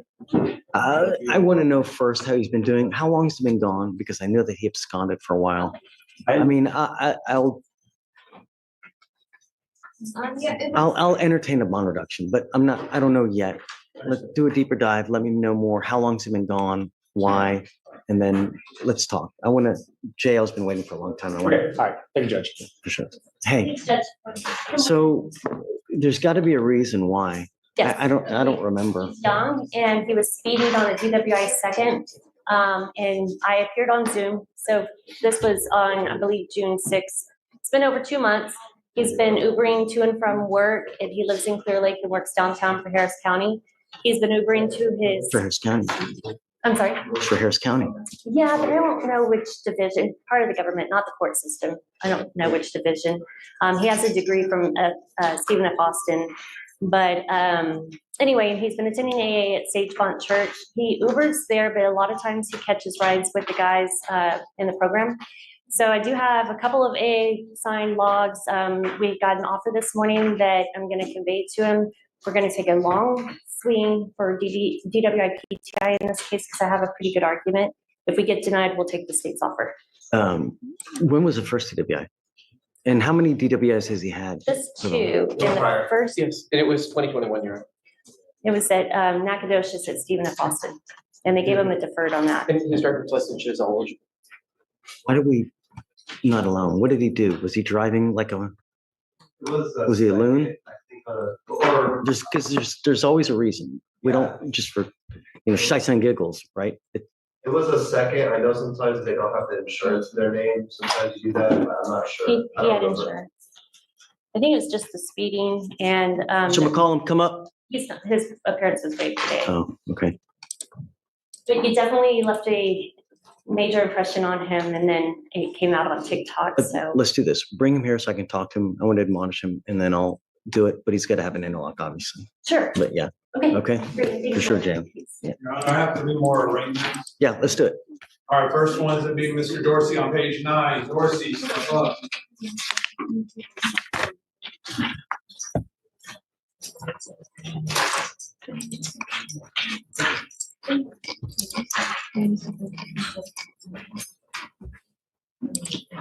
Are you Corey Dorsey? Yes, sir. Mr. Dorsey, you're charged with assault of a family member. You're facing up to a year in jail and or a $4,000 fine.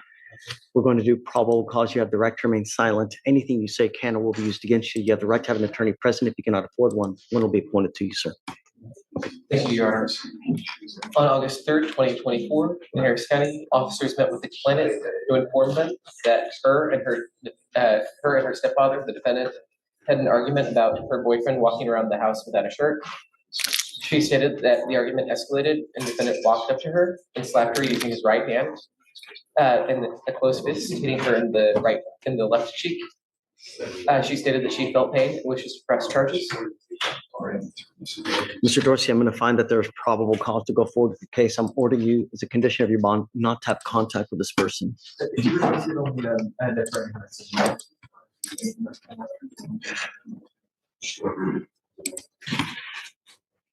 It looks like a protective order was issued in the 5th of this month. Get to know it. If you violate that protective order, the state can and will file a violation of a protective order. I'm telling you, it's one of the worst cases you can pick up. Do you understand? Yes, sir. I don't know what kind of relationship you have with this person, but if it's something that you're always banging heads, you're the one that's going to be on the losing end. If she calls up and tells him, hey man, he's harassing, he's doing this. Do you understand? Yes, sir. So at this moment, I mean, he's got a lawyer. I want you to talk to Yasha first, and then we can talk about many of the bond conditions, because you've spoken to her, you know. Yes, Your Honor. She's willing to testify. She just wanted no threatening, harassing. She said he's fine to return to the home. Okay. I am ordering you no threatening or harassing contact. Understand that what is threatening or harassing doesn't matter what you think, what you care. I don't care what you think. I don't care. It's how she perceives it. That's what's threatening or harassing. So can conduct alone violate this? If I go like this, is that threatening or harassing? It most certainly is. So be careful. Like I said, there's a lot of vindictive people in this world. I don't know who she is. I've never met her. Do you know this person? Do you understand?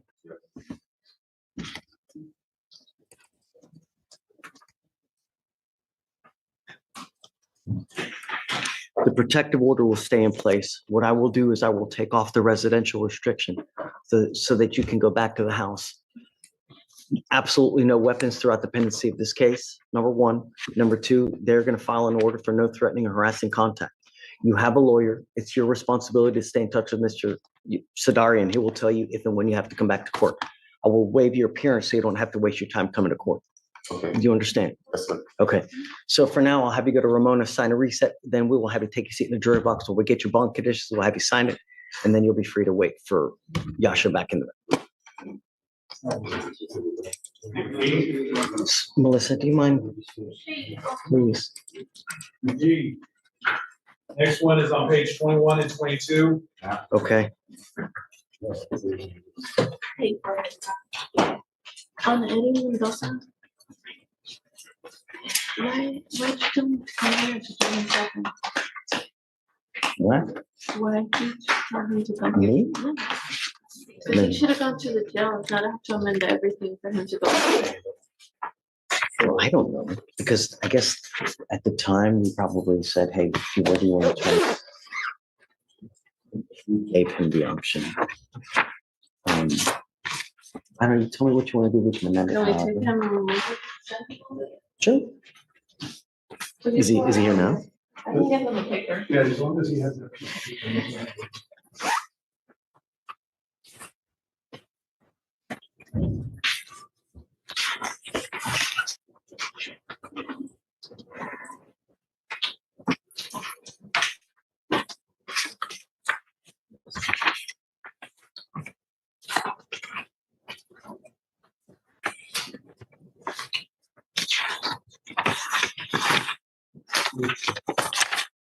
Okay, Stephen, what page? Page 21 and 22.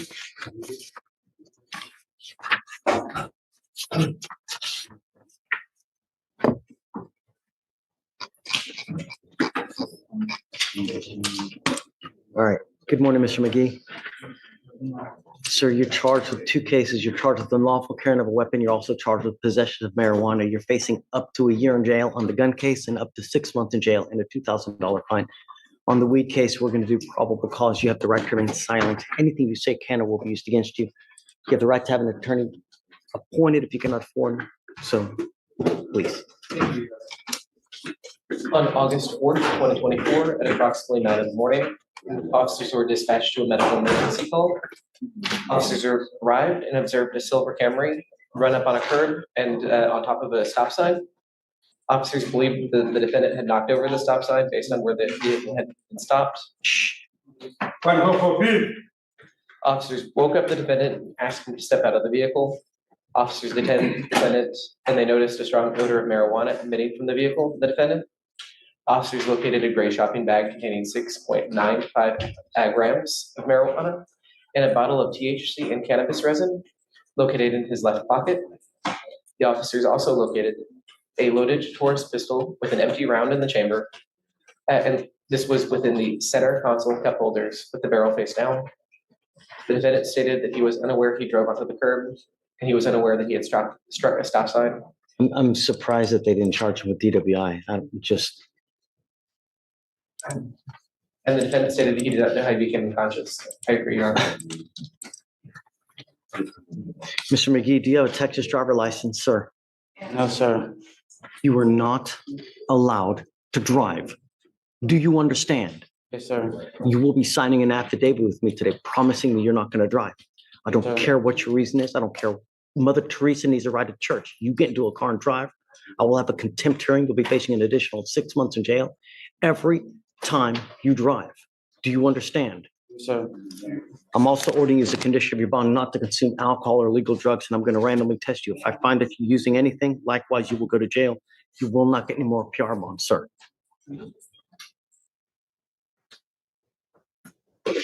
Hey, can you print me out more affidavits, please?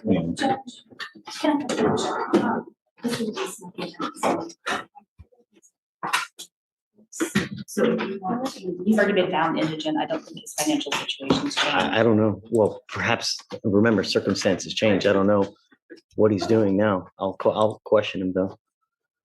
So, Mr. McGee, what do you do for a living? Well, sir, I graduated. Did you graduate from high school? I have my GED. You have your GED? Yes, sir. When's the last time you've had a full-time job? Never. Never? Because I've been, my grandpa started a lawn care business for me and my family. So that's what I've been doing. How much time do you put in a week working? Well, I try to walk around, find yards all day. No. I want you to get a full-time job. You have way too much time on your hands, and you've become self-destructive. Your record, you're just piling things on. You're now working on 1, 2, 3, 4, 5, 6, 9th case as of now, Mr. McGee. And what are you, 24? You're 23. Life's not going well for you, Mr. McGee. Something has to change before you end up in a really bad spot or in prison. It changes and stops now. Do you understand? Yes, sir. Do not drive, and I will bring you back in 2 weeks to see what you've done to get a full-time job. You've done nothing. We will not be having a very nice conversation. Do you understand? I'm gonna appoint him a lawyer. I don't know if you're gonna get it, Anna, but, you know, thank you. Yes.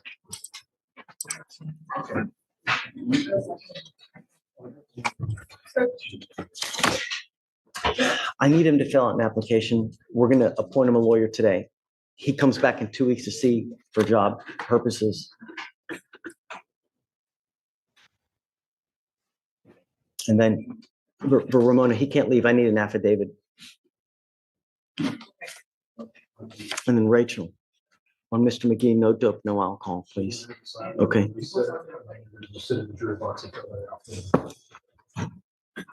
Your Honor, my last arraignment at the moment is going to be Mr. Rochelle on 28.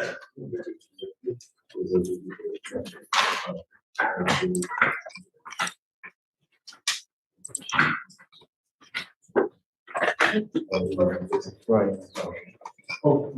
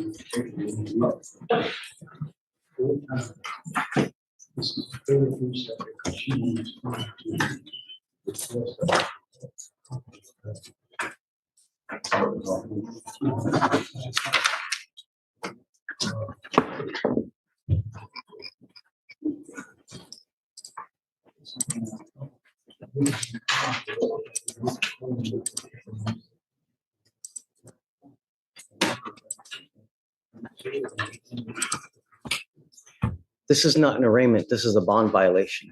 So take a seat for me in the jury box. I'm not allowed to leave. You showed it up as an arraignment. Yeah, it's not. Oh, yeah. Is there any attorneys that need to approach the judge?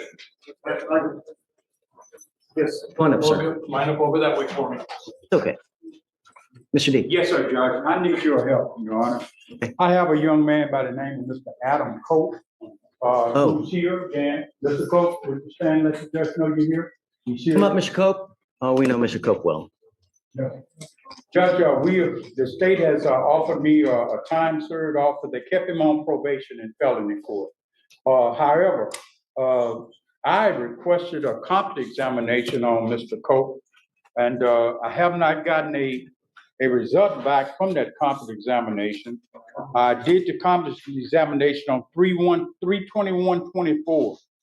Myself, Ms. Victoria, have sent emails after emails to the person over the MHRA, Ms. Helena White. I have not received any response back to her on the last 3 emails that I forwarded. Let's do this. Do you have the contact for her? You said what, Elena White? Yes, sir.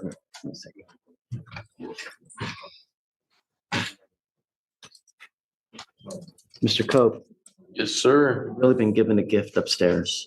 I really hope that you take note, at some point with all the charges that you have, if you keep it up, they're going to put you in prison for a long time. I mean, you're facing on that arson. Is that a second degree? It's a state jail felony, sir. Judge Fleischer. I didn't crack one over myself. Facing up to 2 years. Remember, if you go to state jail, that's day for day. It's no good time behavior, no 2 for 1, 3 for 1. If they give you 18 months state jail, you do all of 18 months. You gotta be careful. I thought that was a third degree at least. I'm surprised it's a state jail. So I know I'm not supposed to talk, and just be careful, man. I just want to tell you one thing. And for the record, the only reason I took the deferred was because I told them that if I couldn't get out that day upon assigning deferred, that I would take it at jury trial. And if they would not let me out that day, I would have taken jury trial. And my witness is extremely mentally ill. Actually, he didn't even witness it. Don't worry about it. I'm sorry. I'm sorry. I'm sorry. I'm just sorry, Judge. just telling you, be careful. That's it. So I'm sorry. I'm so sorry. Mr. D. Yes, sir. Can you forward me that email? I apologize. It's okay, Mr. Cooper. Can you forward me that email so I can reach out to her now? Yes, sir, I sure will, Judge. Now, so give me 5 minutes. Take your time. Take time with you all day. To me, and I'm gonna call. Oh, okay, okay. Because hopefully there's a number at that, and I'll call right now. I'll have my email open to look to see when it shows up. Counsel. Hi, good morning. Who do you have? Rodriguez, Cristo Rodriguez to Rebecca.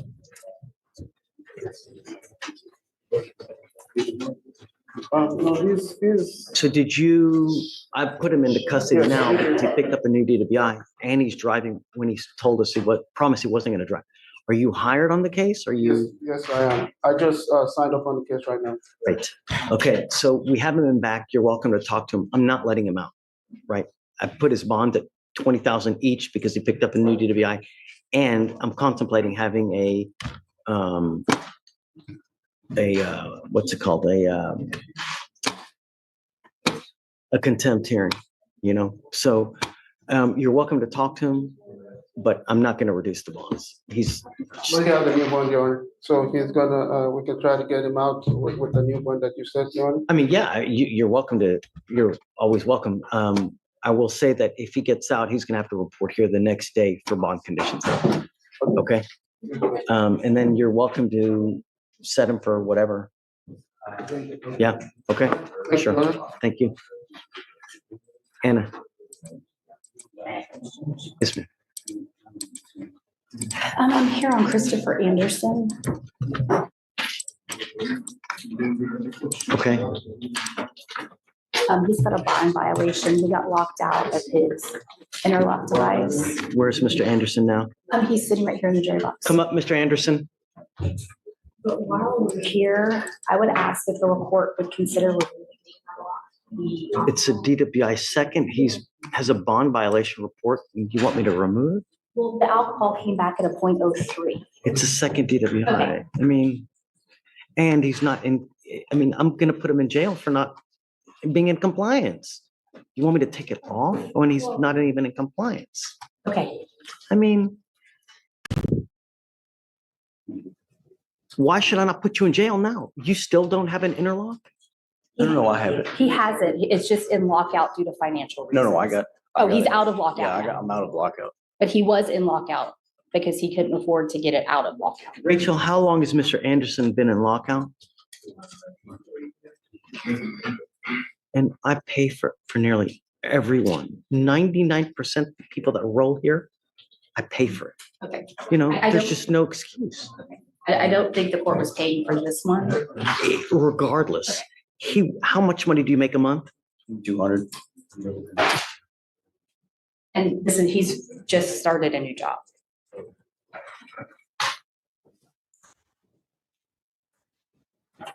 He blew a .14. I'm sorry, he blew an 11 in June. So he's consuming alcohol regardless on top of this. Okay. Goes with you. Okay. I'll come talk to you. We'll talk. I mean, I'm not. Understood. All right. Hey. Good morning. I'm approaching on behalf of Samuel Bueno. Okay. We did have the TRAS done.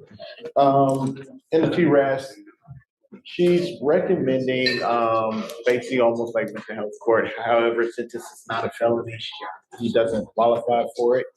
Right now, I was unable to find any group homes that would take them long term. I did reach out to. Oh yeah, what about the people that we spoke to with? Yeah. Remember it was the Los Angeles I reached out with the number that you gave me, still have not received a call back or answer or anything. I actually called again this morning. What do you want to do? Right now, he wants to go. He wants to go home. We do have a Star of Hope Men's Development Center. Normally, they'll let you stay for 3 days. I do not know the policy of basically leaving and coming back. And we do have the facility of Harris Center where he can If get you all want to his do mental it, treatment. I'm okay with it. If you want to just be done with it, if that's what he wants to do. Because he's been in custody since the beginning of basically July, because we had the hurricane. Right. Okay. Alan, if you want to do it. Okay, thank you, Your Morning, Judge. I've got a Carrillo, Carr.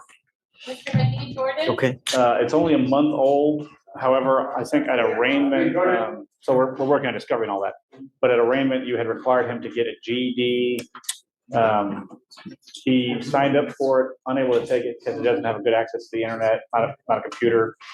However, he did bring his pay stubs from McCord window covering. That's what we're going to do. He's not reporting to go get drug tested like he's supposed to. They called him in to go get tested. He didn't go. Okay. Mr. Calvillo, come up. Calvillo. He's coming up there. Oh, I thought that was him. No, he wasn't in the box. No, that's Roger Calvillo. We're talking about Roger Calvillo, right? No. Who are we talking about? So take a seat for me, sir. Carrillo. Okay, I thought you said Calvillo.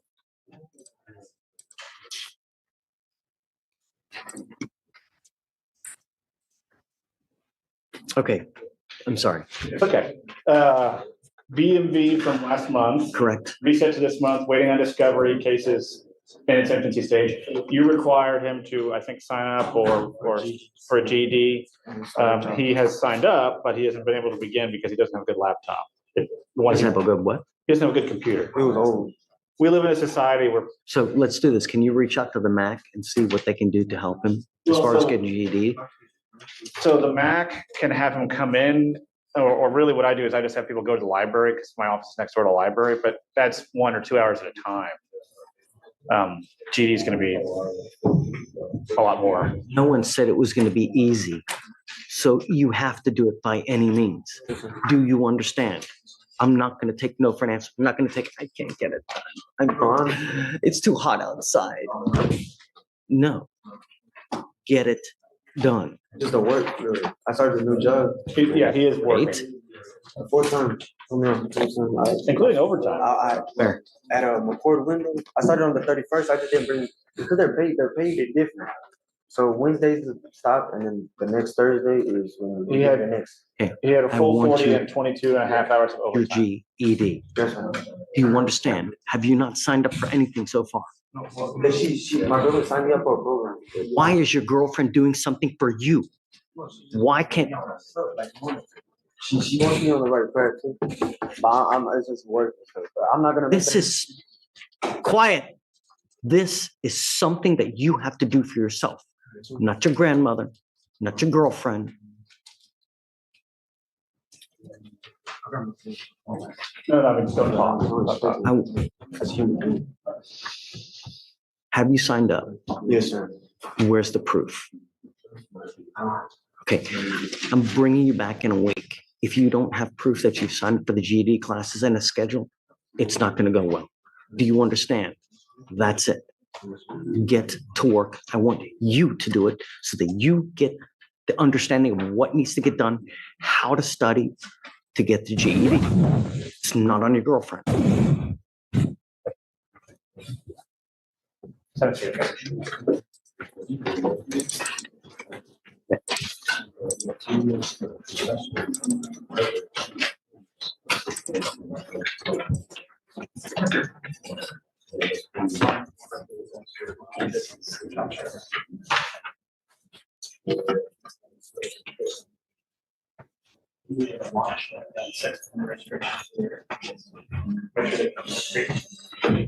Couple page words. I'm not sure why.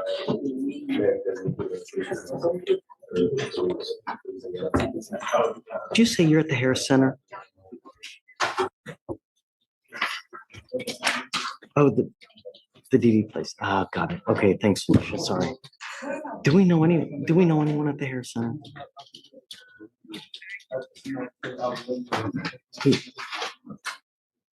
I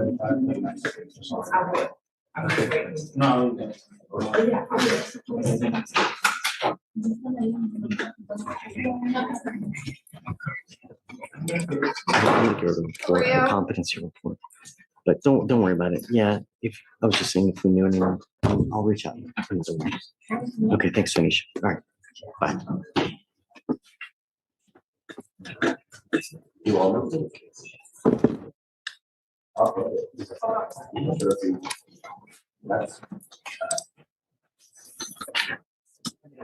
Hey, Manny. Yeah, come on out. DVR from where Robert Garcia. He is here.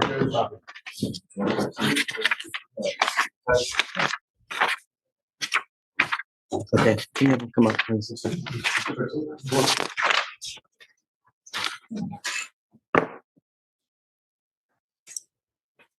Hey, Greg, you're next. Spoken to Garcia, Judge, and he told me himself he made the mistake. He thought he gave himself enough time to get here from Baytown, where he works for Exxon. He did not. He called the very next day, asked if he could come in and test. They told him no, and that they were going to. I'm sending him for right now. Okay, that's fine. I just want to let you know. Now, it wasn't him trying to. This again, you will go to jail. Do you understand? I will not entertain any excuses. I don't care. Do you have a docket? Do you have top of page 13? Please. Yeah. Yeah, right now. Please. Yeah. That's it, Judge. Okay. Thank you. You have to come back. You want me to wait for him to come back? No, zoom in, you know. Okay, perfect. I will. Thank you, Judge. Great.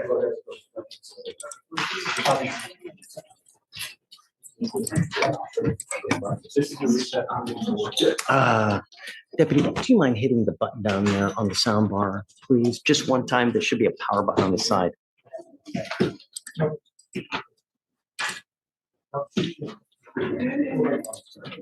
Greg, say something. Hey, can you hear me? No. I heard a hello. It's on there, No? Okay. Greg? Yeah. There you go. Okay. Hey, bud. Hey, Judge, I got two cases. I guess the easy one first is Cameron Baldwin. He's on deferred upstairs. He's got court upstairs on the 15th to address the. Hold on. Is this person in jail or on bond? They're in jail. Page 40, Your Honor. Thanks. I was just going to roll him to Friday, if that's okay, because he goes to felony on the 15th. Okay, mine is on. Sure. Order in the court. You want to roll that to Friday? Yes, please, Judge. Okay. And then next one is Miguel Garcia. His mother bonded him out. I think you're familiar with Mr. Garcia.